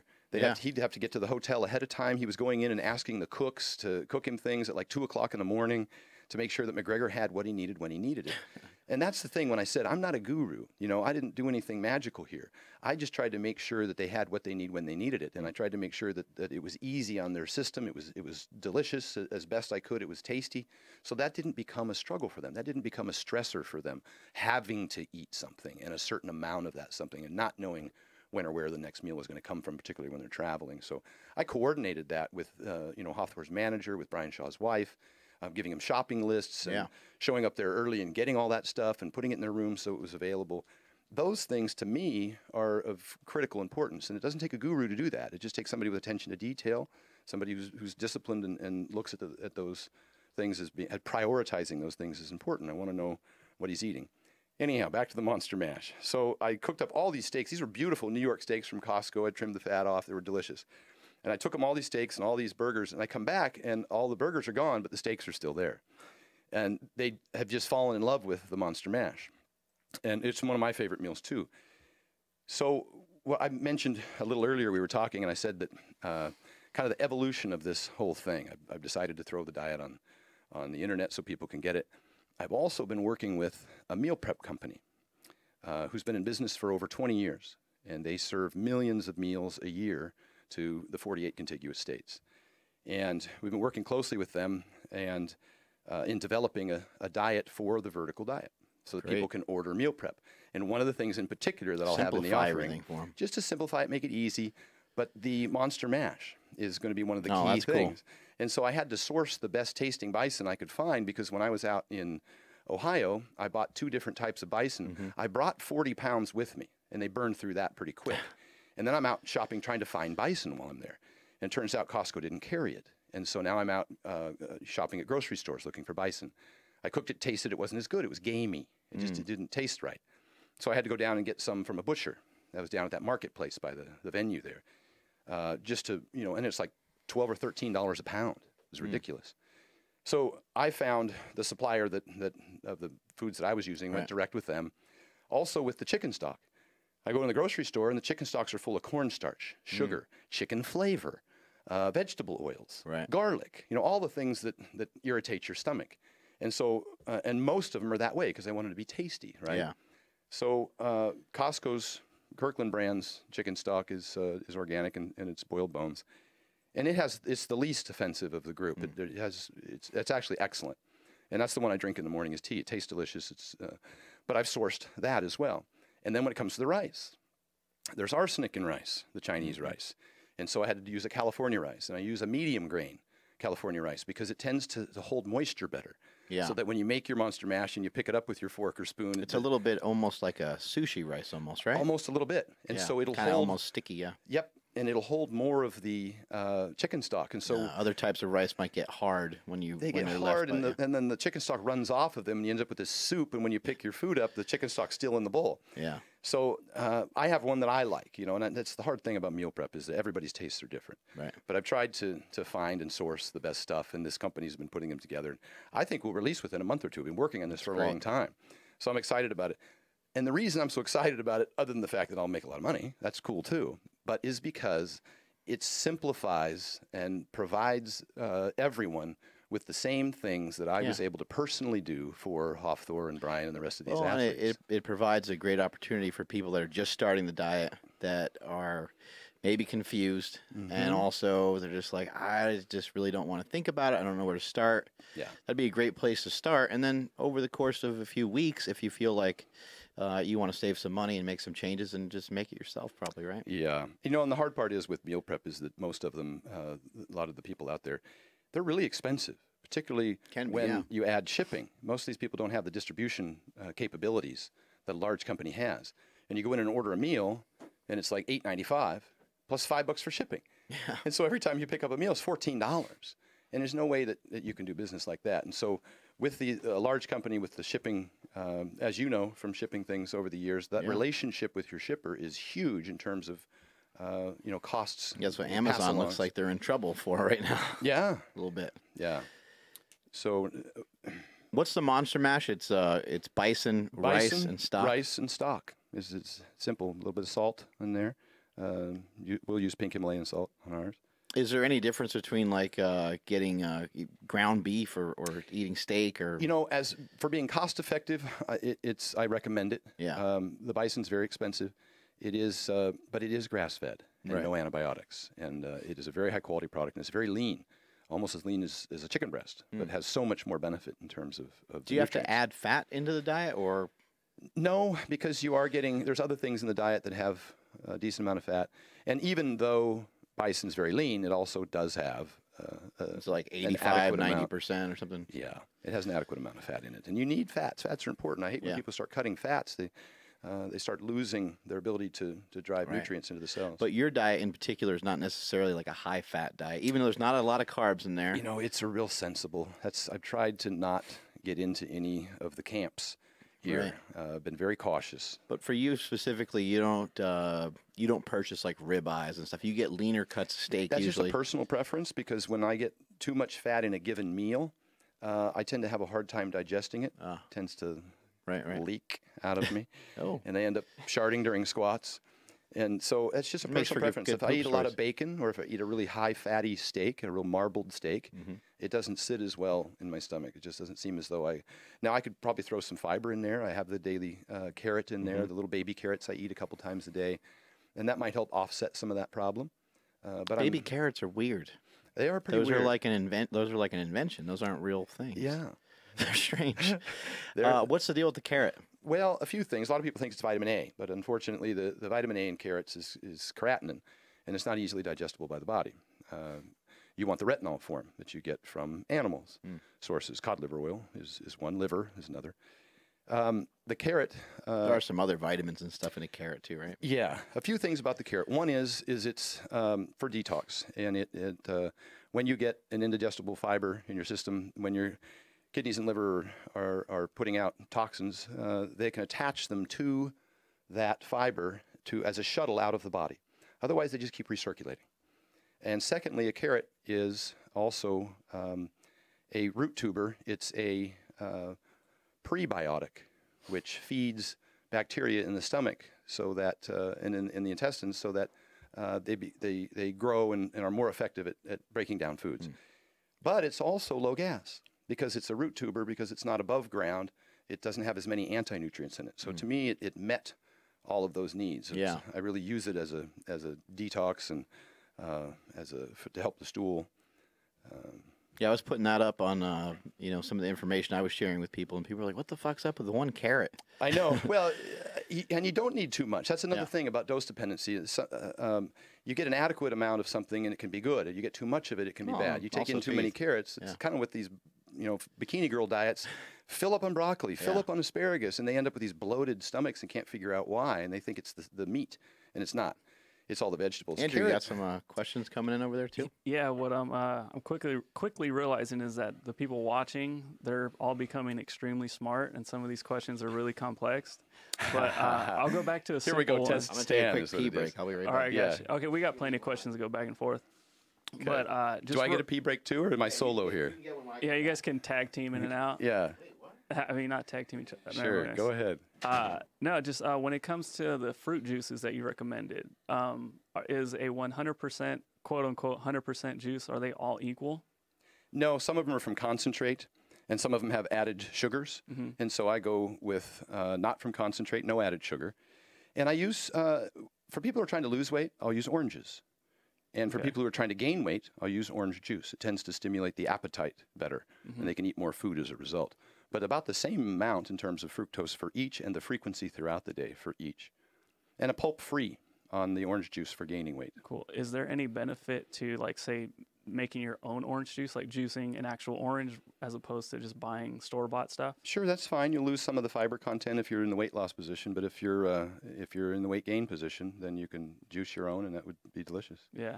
I think I bought one in San Francisco airport last week that was, I don't know if it was crushed in the thighs of a virgin or something, but it was like $9 for a squeezed bottle of orange juice. I was so I just sipped it like a fine wine. But that's a nice thing is I can buy an orange juice, and it's good for 3 different servings for me because I dilute it with a little bit of ice water so that the acid doesn't irritate my stomach. Yeah. And if you drink it with a meal, it's going to increase iron absorption. So if that's a concern, then you want to drink it between meals. And so there's some different variations to those things. Yeah. When it comes to... We were just talking about squeezing oranges between the thighs of a virgin. Did you miss that? Oh, yeah. No, I've done that before. Oh, well. Good for you. There we have it. Now, I was just going to ask one more thing. When it comes to like an alternative for bison, you said ground beef. What's a good lean to fat ratio that you would recommend? Like an 88-12, I think, is good. Anything north of that.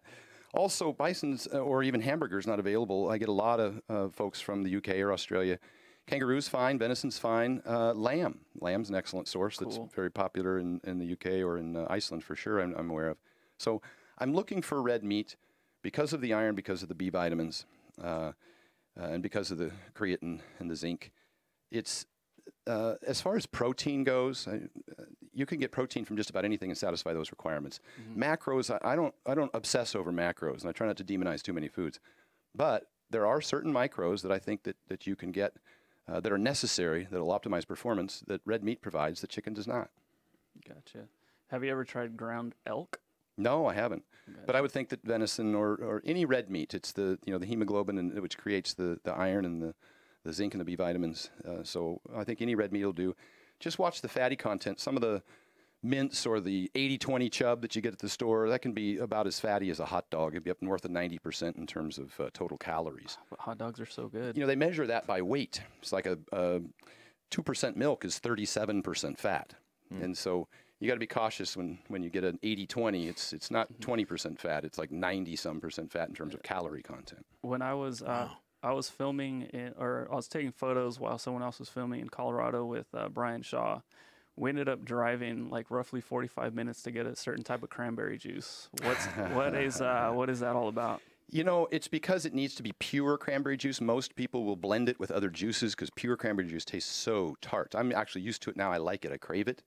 It's like a really dry wine. Yeah. It also has to be unsweetened, and it can't be from concentrate. So I put, back to plugging the vertical diet, on my website, I put links to where you can purchase, what's the name of the company? I found them, Lakewood Organic. Lakewood Organic, yeah, that's at Whole Foods, but it's also in the health food section of most grocery stores. Is a good one. Amazon, I think. Amazon, that's one place to order it as well. And then who's the big juice company? Why am I forgetting? They have a pure cranberry juice that I put a link to. It's probably half the price. But and you can even eat cranberries. As one of my offerings for the Vertical Diet Food Prep Company, I'm putting out what I call a cornucopia, which is like a travel protein pack. And in it, I put dried cranberries. So you can get some of the iodine benefit from that along with some other dried fruit. But it's in addition to macadamia nuts, hard-boiled eggs is something, eggs in particular, while I'm on the topic, since I put myself on my own topics. The yolks in eggs are extremely nutrient-dense. And even raw, right? Well, not the whites. You don't want to eat the whites raw because of the avid and the anti-nutrient in them. But the yolks. But the yolks, yes. You can eat yolks raw, and they're full of nutrients. Chromium, which helps with blood sugars. Vitamin K2. Well, this is huge. You need to increase your vitamin D so you can increase your calcium absorption. And when you increase calcium absorption, you want to make sure that calcium is preferentially put into the bones and used for the minerals and electrolytes to function correctly. You don't want it put into the arteries. K2 determines that. And this is one of the things about my diets when I start doing my seminar, and I ask people, where are you getting your K2 from? And they just look at me like I'm crazy. Where are you getting your vitamin A? Where are you getting your calcium, and how much, and what type? And they don't have answers to these questions, and I don't expect them to learn. The point is that it's important, and all of these things work together, and that's why they're in the diet. So the hard-boiled eggs, Costco has an organic one that tastes delicious. Most of the time when you get the pre-peeled boiled eggs out of the pack, they taste like plastic. Yeah, Costco has does a great job with everything, pretty much. So I'm including that in my cornucopia program, the diet that has the eggs. So I have all those little things that I travel with, a couple pieces of hard cheese, maybe even a little piece of dark chocolate for magnesium, maybe a little raw honey. I put all these things into a travel pack. A lot of people that are just like, all they heard was dark chocolate. I know. Fucking like, I said a little piece. But I brought one with me. You notice when I showed up, I immediately put my Monster Mashes and my travel pack in your refrigerator. I put a little ice pack in it and I travel with it, or my Monster Mashes now. And this is huge. I want to throw this out because this is just a monster discovery for me. I used to pack my Monster Mashes into Tupperwares and I'd eat them later cold. They would just cool down on the plane or whatever, and I'd be eating them. And first, when rice starts to get to room temperature, because of its consistency, it'll accumulate a lot of bacteria. So when you eat it at room temperature, you might end up with some stomach issues. I've talked about the fact if you put it in the fridge overnight and cool it and reheat it the next day, there's going to be the rice and potatoes get some resistant starches, so there'll be fewer calorie benefit, which is okay if you're dieting, but it's not okay if you're trying to gain weight. So that's why I stick with fresh rice. So what I started doing recently is I got on the internet and I bought these thermos. They're 24 ounce wide mouth thermos that you can eat out of. yeah. And I would make, like this morning before I left the house, I made a couple really hot, fresh Monster Mashes, just steaming hot. I put them in there and put the lid on. And I tested it 6 hours later with a temperature gauge. It was over 140 degrees. So you can start packing those to go, or to like when we do expos, I can prep them in the morning and I can have something to eat. I don't need a microwave. I don't have to eat it cold. Everything for me is about convenience, about taste. That's how I've kind of designed the whole diet for myself. Guys, I want to give you some insight as to who this guy really is. When we went to trade shows, Jesse Burdick and I would go to trade shows with him. Stan was like, "Hey, you guys want peanut butter and jelly sandwiches?" We were like, "Yeah!" We were so excited. You're not going to tell this story, yeah. are you? We start jamming down these peanut butter and jelly sandwiches, and we look over at Stan, and he's got like steak and rice, and we're like, "What the fuck?" That is true. And he's like, "Yeah, I made those up for you guys, but I made my look how red he's getting. But I made my own food for myself." That I'm like, is so true. He's fucking having us dig a deep, all of a sudden. having us dig feel bad about myself. having us dig a deeper ditch, and you were already ahead of us at the time. I mean, it know. didn't matter. I do an expo and I come rolling in with this huge cooler full of food, and I get electricity. I pay for electricity at my booth just so I can plug a microwave in so I can heat up a couple Monster Mashes. At the last expo at the Arnold, we were really busy all day long. I didn't sit down from 9 in the morning till 5 or so at night when the expo was done, or 8:30 in the morning. And I didn't have a chance to sit and eat. Yeah. So I was just eating standing up. And as people were coming in, they're like, "Oh, hey, man, sorry, I see you're eating, but can I get a picture?" And I'm like, "Cool, but I'm going to be eating during the picture." So they'd come stand next to me, and I'd be like this. Yeah, they think it's funny. Yeah, but for me, it's just reality. I have to get my meal in, and I wouldn't otherwise have the opportunity. And so the second day, same thing. It was busy all day long. We sold out of all the coolers. We sold out 200 of Hofthor's T-shirts, too. It was an awesome weekend. Awesome. Met just tons and tons of people, many of which had great stories about their success stories with the diet, and just from watching my videos and stuff, and kind of putting together what they could from the video. You need a pee break? No, I'm good. Okay, good. I'm good. So day 2, I actually sat down. I sat down on my cooler for about a minute, starting to eat my Monster Mash, and somebody came up and said, "Oh, hey, can I get a picture?" I said, "Only if you sit on my lap." Dude sat on my lap and got a picture with me while I was eating my Monster Mash sitting on my lap. I wish I could post that on there. I thought he was going to post that, and I could post it on my page. But it never happened. So meal prepared. frequency. There's these things that people attach themselves to, and they get so dogmatic about it. And people will learn something that they hear a blip from Lane Norton or whoever it might be, and they'll say, "Hey, they'll learn this from this quick clip that they just took this one chunk of, and they'll say, 'Oh, Lane Norton said it doesn't matter,' and it's not really what he truly meant. But a lot of people say, meal frequency doesn't matter. For you, why is meal frequency important? Well, first and foremost, I'll say that Lane Norton is an excellent resource. He's outstanding. Yeah, he's awesome. And he's been saying the stuff that I have in my diet, he's been saying for years. And how much of it I stole from him, I'm not sure. But all of it, I think. All of it, including the when you control for calories and protein, that the carbs and fats don't matter in terms of weight loss. With respect to meal frequency, here's the thing. You're not going to disappear if you take, a 12-hour, I guess the intermittent fasting is kind of where we're going with this, is I'm assuming. And you're not going to disappear, but it's not optimal. Again, you can get to the top of the Empire State Building right. taking the stairs, but the elevator's much more efficient. And for the body, it likes to have, it wants what it wants when it needs it. And with respect to protein in particular, with intermittent fasting, there's no mechanism in the body to store protein. And so if your body needs some protein and you don't have any available amino acids circulating through the bloodstream, it's going to get it from your muscle tissue, whether it's for energy, gluconeogenesis, which is not an efficient process, or whether it's for repair of blood or tissue or whatever else, organs, etc. So when it comes to athletes, I like for them to get protein about every 4 hours throughout the day. And I include an article, Perfecting Protein Intake, that I stole from Greg Nuckols' site, where he posted an article about, and now I forget the scientist who actually conducted the study, and that's terrible, but an awesome article. It's in my vertical diet program, so people can click on it and read it, where he talks about meal frequency and the importance of having protein. Now, I heard Dr. Rhonda Patrick talk about this, who's brilliant. Yeah. And I love watching her stuff, and she's way smarter than me on all this stuff. I try and use information from people like her and the rest of these incredibly intelligent people to get nuggets, just to boil it down into usable things that I can apply. But she talks about intermittent fasting, and she's a big fan, but she's very tiny to begin with and doesn't carry a ton of muscle mass and doesn't have to perform like as a football player or et cetera would. And so plus it's beneficial for obviously for blood sugars for type 2 diabetics, et cetera, to improve insulin sensitivity. So there are situations under which I think it would be very beneficial. For me, primarily dealing with people who are trying to retain muscle tissue or perform at a very high level with strength, I prefer to have them eat about every 4 hours. And I mean, one of the reasons for that too is just getting in the right amount of food.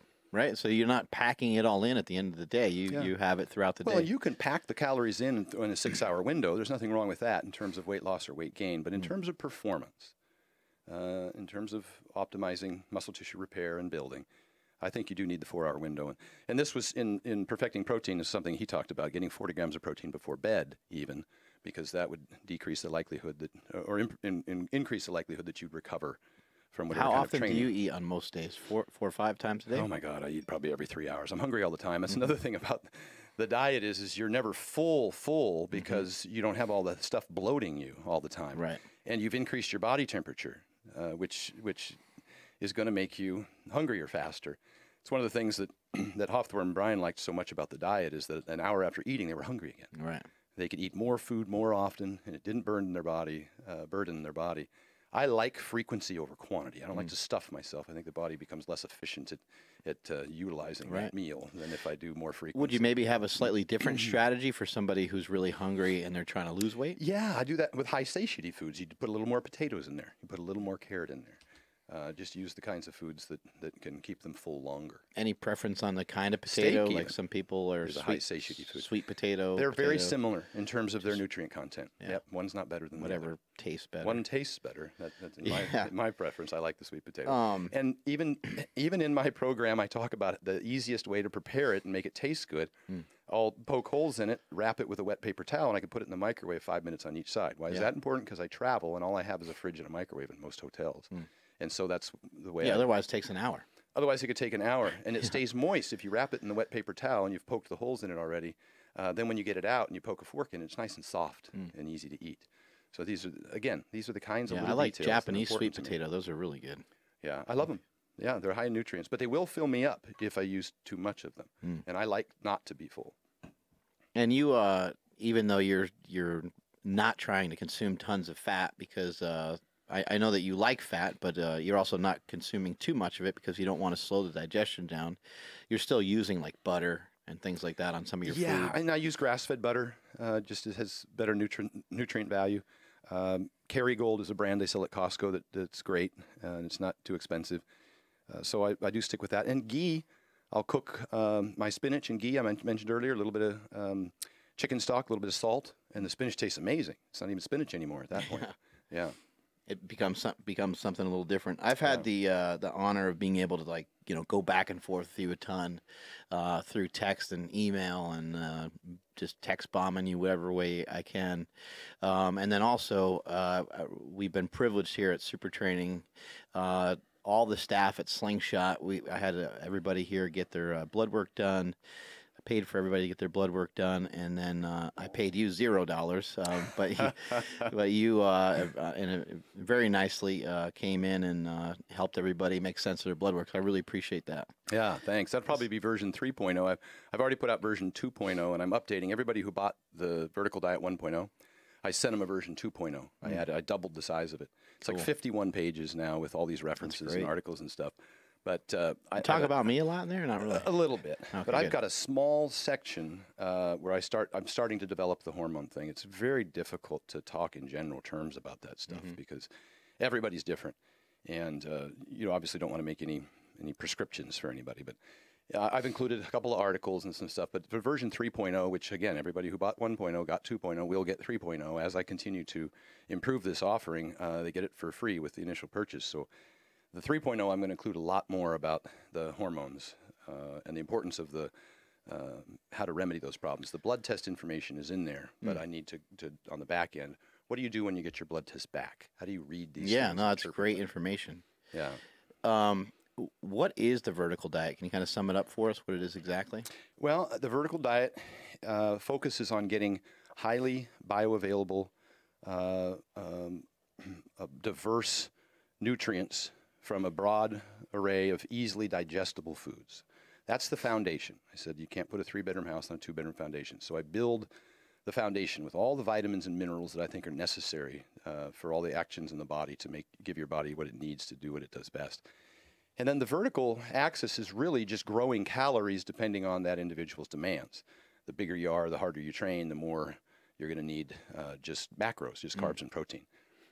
Usually it's carbs in particular. I don't push protein too high either.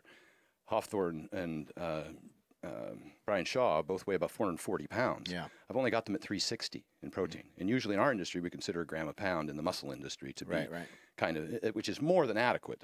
The research that I've provided in the vertical diet shows that 0.6 to 0.8 grams per pound is adequate. Some people may need extra protein just for just to fill themselves up. That's true too. It's high satiety, and also as you get older, it's not as easy to assimilate protein, and so you do have to increase it. And I talk about how much to eat each meal in there. So I don't know, where were we headed with that? I lost track. It doesn't matter. We were talking about. Well, we were just talking about what is the vertical diet? Well, okay, and then that gets us back to the steak and rice, which is where this whole thing started. When people started hearing just little tidbits of the diet, they didn't see the foundation. All they saw was steak and rice, and so everybody's just jamming down steak and rice. And that's kind of where I started. I had more variety from the get-go, but 10 years ago when I trained with Flex, we focused on a lot of steak and rice. I've talked about that before. We pushed up to about 4 pounds a day of steak. But I was sleeping 9 hours a night. I was training twice a day. I was eating at least 8 times a day on that program. So I was able to assimilate all of that because I was using all those calories. So I got steak, rice, bison, spinach, oranges. Seems like cheese is okay. Why is cheese okay? Some people are like, Again, we talked about a calcium source being important for blood pressure. When you control for calcium, the sodium that you eat doesn't increase blood pressure nearly as significantly, depending on whether you're salt sensitive. And even some salt sensitive people, when they get adequate calcium, which again can be improved by vitamin D, and magnesium, then their blood pressure is fine. I just had somebody email me today that 3 days ago they had a 194 over, I think it was 100 and something, 104 or something, 102. Blood pressure. And I told them to increase calcium and magnesium. And 3 days later, they were 134 over 78 or something like that. That's a huge Just difference. 3 days later. And I'm not saying that's going to work for everyone. Yeah. But the problem with blood pressure is, and the scientists, the people that study this stuff will say that usually only about 10% of the time can you really identify the single source, because it's usually a host of things. First and foremost is sleep. If you have sleep apnea, your blood pressure is going to be elevated. And then, beyond that, you have to look at your exercise and nutrition and all of that. So, and your body weight is another huge deal. Dropping body fat tends to cure all of these problems.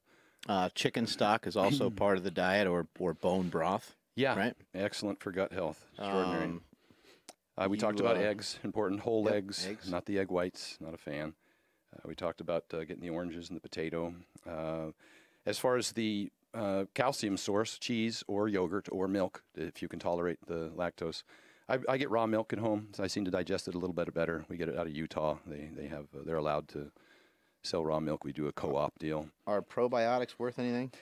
You know, they haven't turned out to be as promising as we had hoped, and now we're all on the prebiotic bandwagon. So, you know, for a while there it was DNA sequencing, and it didn't do much for us. Right. And then it was probiotics, and then we found out that there's maybe some benefits for some people. Anything, some of the time. Any good news coming out of like the gut microbiome stuff? I know that like for a little bit everyone kind of jumped over that way, and then now it seems like it's kind of in I limbo. can't even claim to be in the ballpark of understanding that stuff. We're many years or decades away from having any usable information.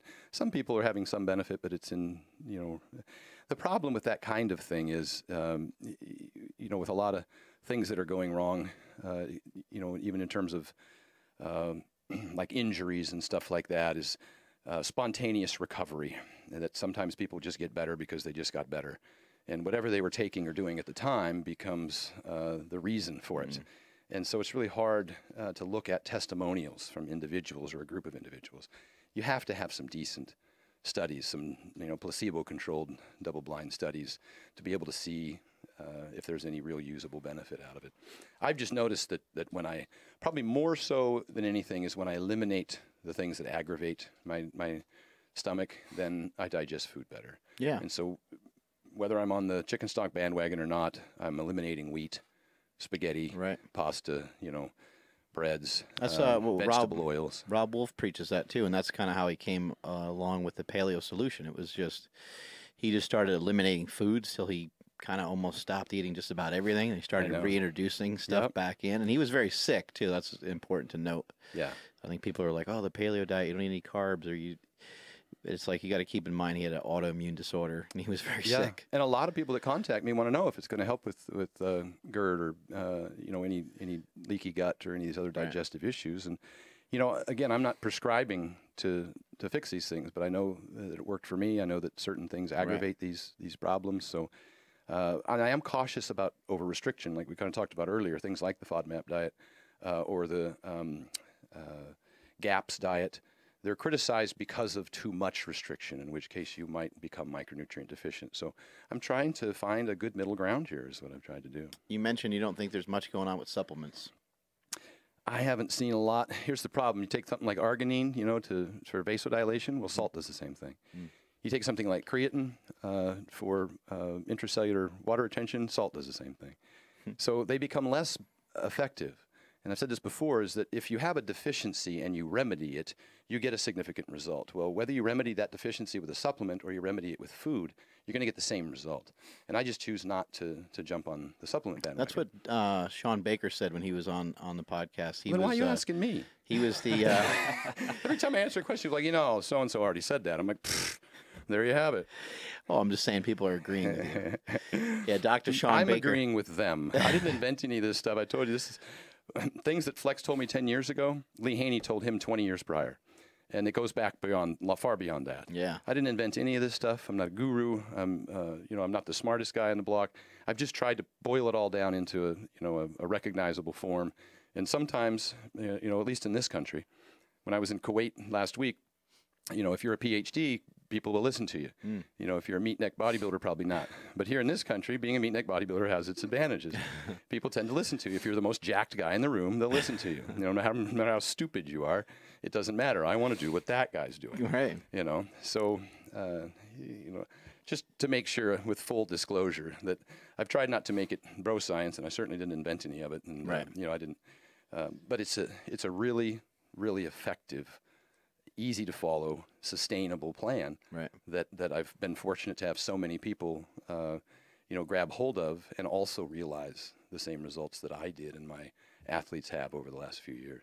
You don't really supplement with any sort of vitamins. The only thing you mentioned was vitamin D3, which you feel is a hormone. Yeah.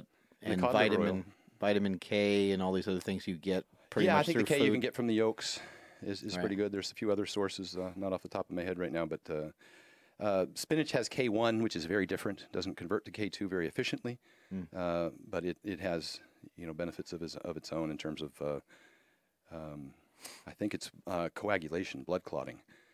So I can't remember it all. Whey protein probably doesn't matter a lot. Protein's protein. I just say if you get protein from chicken or get protein from beef or get protein from whey protein, that satisfies your macronutrient requirement. I'm focused on the micronutrient requirement. Whey protein doesn't provide me the iron or the B12 or the zinc that I need. And so, and I'd just as soon eat my food, because I think that when you drink a whey protein, how does that affect your digestive enzymes? Yeah. Does your HCl increase? Does the pH decrease? That doesn't do that. When you eat meat, it does. And so I think you improve absorption as a result of those nutrients that are We're kind of designed to do that. And I've said before in one of my rants, they're convenient and they taste good. And in so much as that's the case, and you have some extra cash, supplement here and there. But I can't disclose the athlete, but and many of them are this way. And sponsored by supplement companies. But when I get hold of an athlete, I tell them shakes are for fakes. Eat steaks. And when they do, their performance improves. Yeah. Every single time. And their gut health, because I don't know how... Getting something more dense, yeah. I can't take in a whey protein. I don't even care if it's a whey isolate. I can't take in a whey protein powder. It kills you. Irritates my stomach. And I guess some people somewhere along the way decided the more gas they had, the more effective it was. And I don't know when or where that happened, but I mean, this goes back for me 30 years. Well, we know that from going to the Arnold Classic. Oh my God, it's horrific. And it goes back a long time for me. Decades ago, 30 years ago, I was distributing supplements and I was selling an egg white powder. And the wives of the people that I was selling it to would tell me to quit selling it to them because they would clear out the house.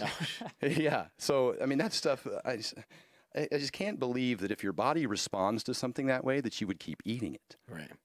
Unless it's kind of fun, So yeah, I think you just probably are thinking, oh, this is what I should be doing. This is how it should be. It's convenient. It tastes good. Beyond that, I take it out of diets. I take coffee out. I take protein powders out, and people respond. What are some other things people should be looking out for in terms of things they should probably take out of their diet? Well, I mentioned most of the anti-nutrient things, the phytic acid and the lectins in beans, the enzyme inhibitors, oxalates, all those things kind of go into this general anti-nutrient kind of pile.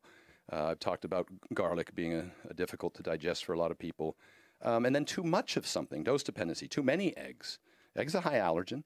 Things like peanuts and too many peanuts. I'm not a big fan of peanut butter. I just don't think it's a good protein source or a good fat source necessarily. I'd rather eat steak than have peanut butter. It's just so much more beneficial. Right. I'd rather squat than leg extension, I've said before. There's just a good, better, best scenario, and I'm trying to have people select, optimally. So I pull all those things out. Obviously, I said vegetable oils. Those are the main things that I pull out of diets. You don't cook with like olive oil or anything like that. You cook with beef tallow, you mentioned. Yeah, cook with beef tallow. There's some benefits to getting some omega-3s in, but there's also greater benefit from reducing omega-6s because you can't really take in more than 2 grams of omega-3s a day, and because that's dose dependent as well. You take in too much, you start to have adverse effects as well. What's going on with your Kooler? Kooler's going well. The big thing is that the Kooler Sport is finally getting ready to be manufactured. That's a half-gallon smaller version, right? Yeah. It's about half the size. Has a side handle that's rubber. It's a beautiful looking product, but it also has the removable shaker bottle. But it's about half the size. It holds half a gallon. A little more convenient for people to carry around. So I'm excited that's coming about. We've also been developing an app that should be out shortly. We've used some very good programmers from Silicon Valley who've worked on some very big app programs. Cool. I guess the Fitbit was originally created, as my understanding, in Japan by a guy who was just trying to track his own fitness. Right. And then it was Under Armour bought it for $400 million.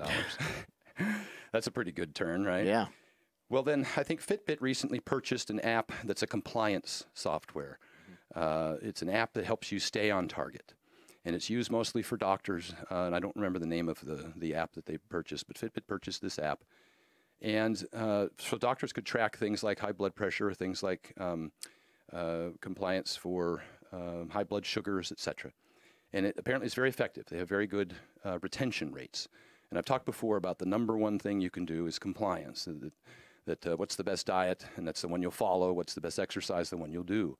And so they created an app that had some artificial intelligence type of responses. So if people weren't complying, it would tell them, hey, and they could track that. I used that same information, the same programmers that worked on some of that same those same apps, to put together an artificial intelligence app for me, or for my company. I'm partnered with Derek Molesworth, who's a PhD in biological sciences, and he and I have been working on this for some time now. And we have a great development group, and they're putting together an app that's mostly for compliance. So I give somebody a diet, and then I give them a checklist, like I've talked about before, that every single day, this is what you need to do. The 3 10-minute walks are tracked, and whether or not you do them is compliant. It's almost like you're picking up some points. Yep. Every single time you eat a meal, you can just take a picture of the meal. Now your coach can see it. If you eat one of our meals, they're going to, in the future, have a barcode on them. You just barcode it. Now I know exactly what all of the calories and macro and micronutrient compounds are. It'll also tie into their Fitbit tracker. So now I've got steps that they've walked, their blood pressure, how well they slept, all the things that you can track with a Fitbit, I can track on my app. So now I, as the administrator, as the trainer or the administrator, the admin, I can see every client's success or failure ratio, what they weigh in the morning, what they ate that day, just everything, all the checklists. Did they get your daily carrot? Did you get your daily orange? Did you, all this is on the list, the daily checklist. So this app is more of a compliance app. Yeah, you get a diet. Yeah, you get a training program. But how well you adhere to it and the immediate feedback to say, oh, you forgot your vitamin D, is all part of this artificial intelligence. That it gets to learn the individual, what their needs are, and then helps them stay compliant. And that'll come out, version 1 will come out here shortly within the month. That's awesome. Right about the same time we roll out the nutrition program, the vertical diet meal prep. Be able to reach a lot more people a lot faster. I think so. And more importantly, you accumulate so much great information. And so when you make a change, you get to see how people respond to your program. And if we can get more compliance and we can get more success than the average diet, then I think it's a win. Awesome. Yeah, some more questions popping up over there? Yeah, one selfishly in my head. So a lot of people that are on the vertical diet, everyone's saying that they're feeling better, they're getting leaner. Someone like me, I don't need to get leaner. Is the vertical diet good for some Slim Jims like me? Yeah, that's what's excellent about it. The vertical axis can be built for calories and the kind of calories that your body can easily absorb. Obviously, Brian Shaw and Hofthor, they use the vertical diet. They have a lot more calories in the vertical axis. They'll have more meat and specifically more rice. What I found is when I control fats that are about 100 grams or thereabouts, again, it depends on the size of the individual. Smaller people would be 75. I generally wouldn't go below that because of the nutritive value of it. When I control fats at a reasonable level, now I can drive carbs. They only need an adequate amount of protein, 1 gram per pound. If you're growing, it's plenty. Now it's carbs. And I found that those guys are on between 800 and 1,000 grams of carbs a day. And they can eat them and be hungry and digest them very efficiently and not be bloated and not have to run to the bathroom all the time because their body uses all of it. And when I say carbs, I mean white rice. That's your vertical axis. And so if somebody wants to gain weight, then get all of your, foundation built, get all of your micronutrients in, and then just start pounding away on the monster mashes, and you will absolutely gain more. And it's going to be good weight. It's going to be muscle. And when it comes to other carbohydrates that he's mentioned, something like a potato, again, going back to what we said earlier, it's going to be harder to eat a large amount of potatoes versus a large amount of rice. Or spaghetti or wheat or bread. Those kinds of things will fill you up. So I keep those dose-dependent in my foundation, just 1 potato, and the rest I'm driving with white rice. Awesome. Someone else had asked, and you can get as in-depth as you want, but with the vertical diet and prescribing a good amount of red meat, with the correlation with red meat and heart disease, like what's your answer to that? Like, do you have any? Well, it's a myth, unfortunately. Okay. That's been pushed by people with agendas. And it's a myth. And I put at least 20 articles in the vertical diet that address that very specific thing by cardiologists and highly respected professionals in the industry. And again, we're back to the peer study. It showed that saturated fats, if anything, were protective of cardiovascular disease and all-cause mortality. They're very essential. The bigger concern that people start to have is when the WHO classified it as possibly carcinogenic. And Dr. Rhonda Patrick talked about this, saying that when you control for factors that are known carcinogenic, such as smoking, obesity, drinking, etc., if you control for those and eliminate those from these studies, then there is no correlation between red meat and cancer. Also, the WHO, I think, has analyzed, I won't even put a number on it, but I'm sure it's hundreds, if not thousands of things. And I think only one didn't end up on the possibly carcinogenic. What is possibly carcinogenic? Air. Possibly carcinogenic. Yeah. You know, work, going to work, possibly carcinogenic. And I'm not kidding. That's on the WHO's list of things that are possibly carcinogenic. So, you know, I take that with a grain of salt. Can I say that? Mm-hmm. Yeah. Sea salt. Yeah, pink Himalayan a grain sea salt. of pink Himalayan salt. There you go. Just one real quick question from Jake Dadia. He just wants to know, what's your favorite cut of steak? Yeah, I love the bison, but when I go right to steak, it's got to be in New York. There you go. Yeah. Yeah, those are easy to just chop off that little side chunk of fat. Yeah, trim off that chunk of fat, put a little salt on there, and man, it's nothing like a good, well-grilled New York steak. Hey, on that topic, in terms of convenience, as you talking about my little thermos and all this other stuff, the bison, when I have a little a George Foreman grill. Those are great. And it cooks it excellent. Tastes amazing. It takes 3 or 4 minutes to warm up and 4 minutes to cook. And you've got a meal fresh every single time. And of course, I have my rice cooker with a delay timer on it right there. So I have my meals ready. You know, if I want to go out and do a meal prep, I'll cook 8 bison burgers on the grill, and I'll put them in Ziploc baggies and put them in the fridge. I talk about all this in my program as well. It's important to talk about because, you know, people are like, I ain't doing that. It's a pain in the ass. Right, right. And you want people to not only do the diet, but you want them to be successful. The only way for them to be successful is for them to do the diet for at least a little while and to get the hang of the foods that they're eating, get the hang of cooking and being in the routine and everything else. It has to be convenient and affordable and sustainable, and that's what all this does. Going out to restaurants obviously would be considerably more expensive. And then who has time to cook 6 plus 7 meals a day, you know, if you're doing one at a time? And so going out to restaurants can be a little confusing when it comes to it's so hard because they cook everything in canola oil. Yeah. Everything. Now, I've been to eat with you before, and you just tell them not to. Right. They'll sneak it in there anyhow. I'm sure they spit in and your I'll food. know because I'll never make it out of the restaurant. I have to run in. I get them back, though. I wreck their bathroom. Now, you serve me canola oil, and so I'm out here with my spackle gun. My feet levitating off the floor. So you've squatted over 800 pounds. I think your best squat was an 865-pound squat, correct? Yeah, yeah. And do you see how many people are doing 865 for reps these days? It's sick. Isn't that ridiculous? It's nuts. What about like Ray Williams? What's going on with that guy? Screw Ray. These guys. Milanachev, Vlad recently. Yeah, fuck them all. Crushing that 1102 squat. Yeah. I don't even talk about my lifts anymore. Yeah, because it's embarrassing compared to what's going on today. Yeah, you've got women doing what I used to do. Yeah, why are the girls so strong? I have no idea.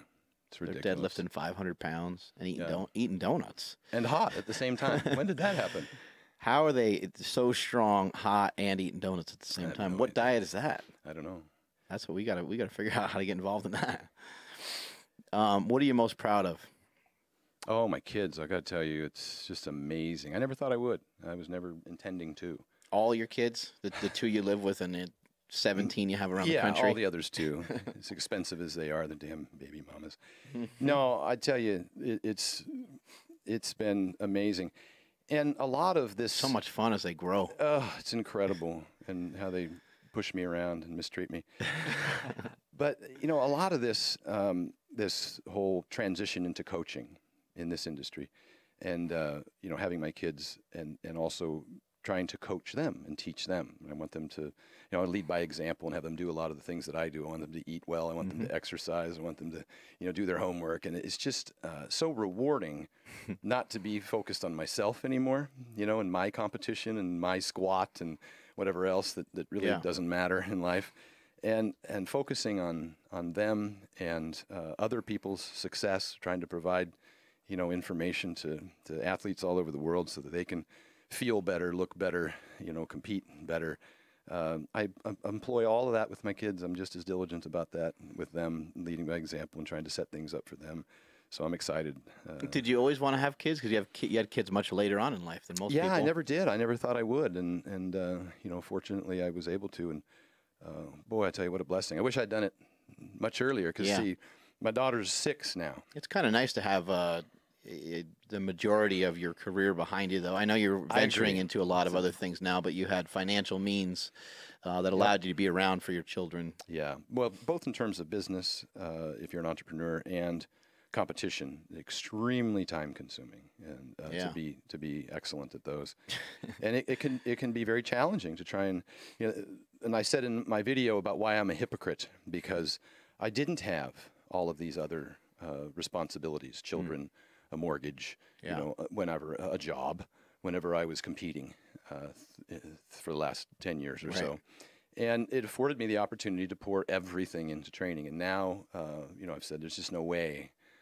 I'm a little more risk averse because I want to make sure I'm providing for my children and not leveraging, doubling down on bets that might harm their quality of life. Right. And I'm more cautious with my health. Lost some weight, obviously a significant amount of weight from when I was competing, and try and eat better, exercise better, sleep better, just so that I can, be healthier for them. But I have to stay just jacked enough so that for another 10 years, so my daughter's in high school, I can intimidate some of those little pricks that want to come over. And how are you able to stay so jacked with traveling and family and jumping on podcasts? I got to tell you, that's one of the things. It's been so easy, and my energy levels, et cetera, because of all these little things that I do. I'm so good at the logistics. I never miss a meal. Yeah. Because I pack these, I bring out my little thermos or my little cornucopia. Are you flexible at all with anything? Like if someone wants to go eat somewhere, do you put the Tupperware aside, or you just whip that out at the restaurant? Yeah, no, there's just certain places I can and cannot eat. I always put on my Instagram Cheesecake Factory, and when I was in Kuwait, I ate at Cheesecake Factory, of all places. And when I travel, I kind of use them as my meal prep. And I've posted that I'll go there and I'll order. There I am in Kuwait at Cheesecake Factory with Eddie Cohn. So what I'll do is I'll order a meal to eat there, and it's just a hamburger patty, rice, pickles, and I just found out recently they also have chicken stock. Isn't that incredible? So I make my little meal right there. And sourdough bread, which I've said is fermented and has, I think, is the least offensive of the breads out there. Right. Because it's pre-digested. And then I'll order like 2 or 3 to go.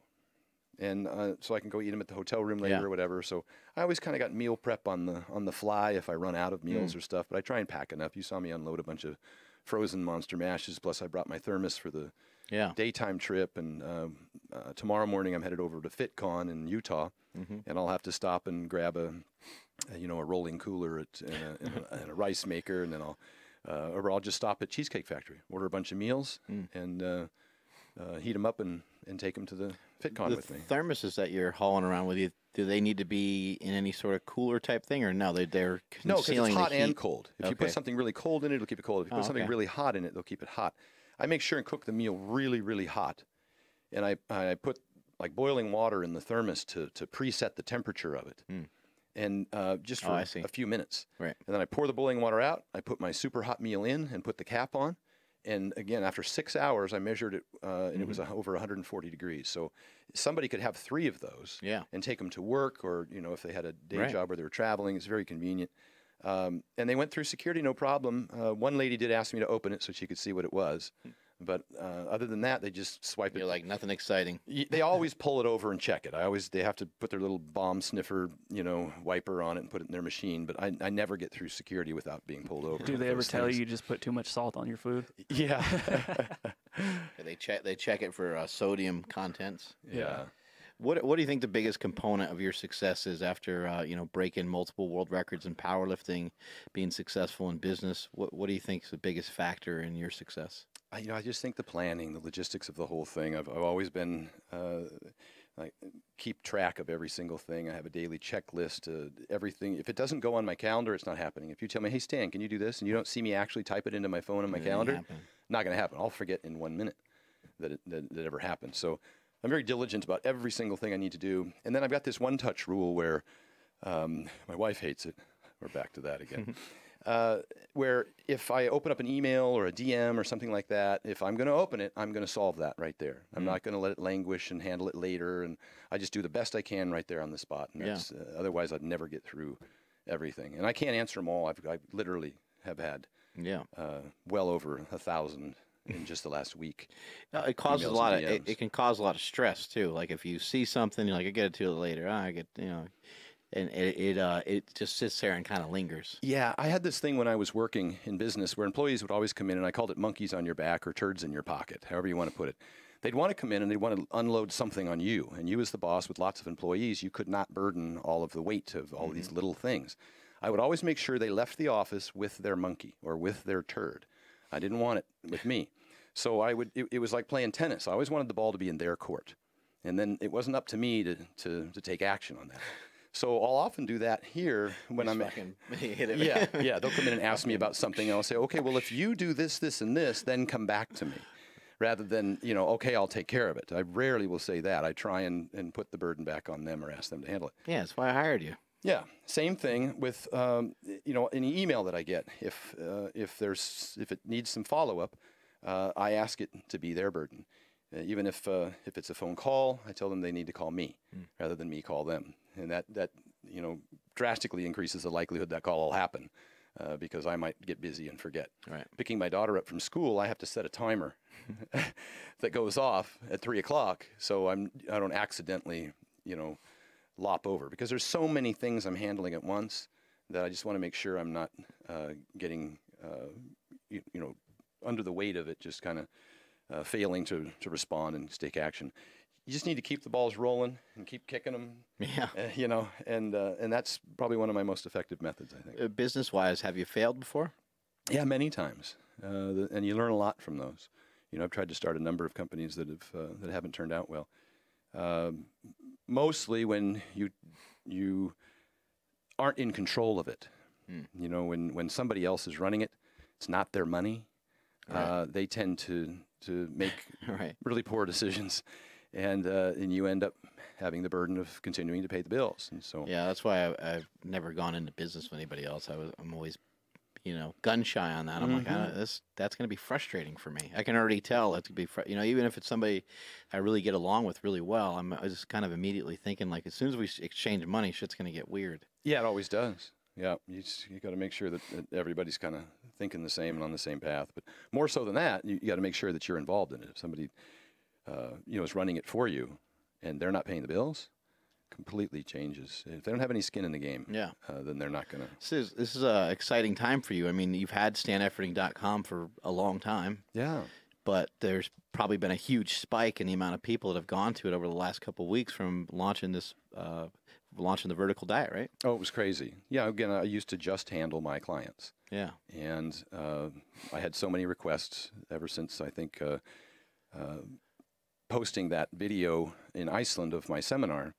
I'm really surprised you didn't just use an eggplant sticking straight up in the air for your logo. One of the things that people often say, so why do you give out so much information for free? And the thought is that people wouldn't need to purchase my diet if I've given it all to them already on my rants or in my videos or in these podcasts, etc. So. But I believe just the opposite. I think if you give people a lot of information, that they'll want more. Yeah, well, because you become a resource and a specialist to them, and they want to continue to learn more, and they want to have something they can reference. Yeah, and I have taken the time. I told you I'm just a voracious reader. Every day I'm watching videos and reading research, etc. And I have the time to do that, and most people don't.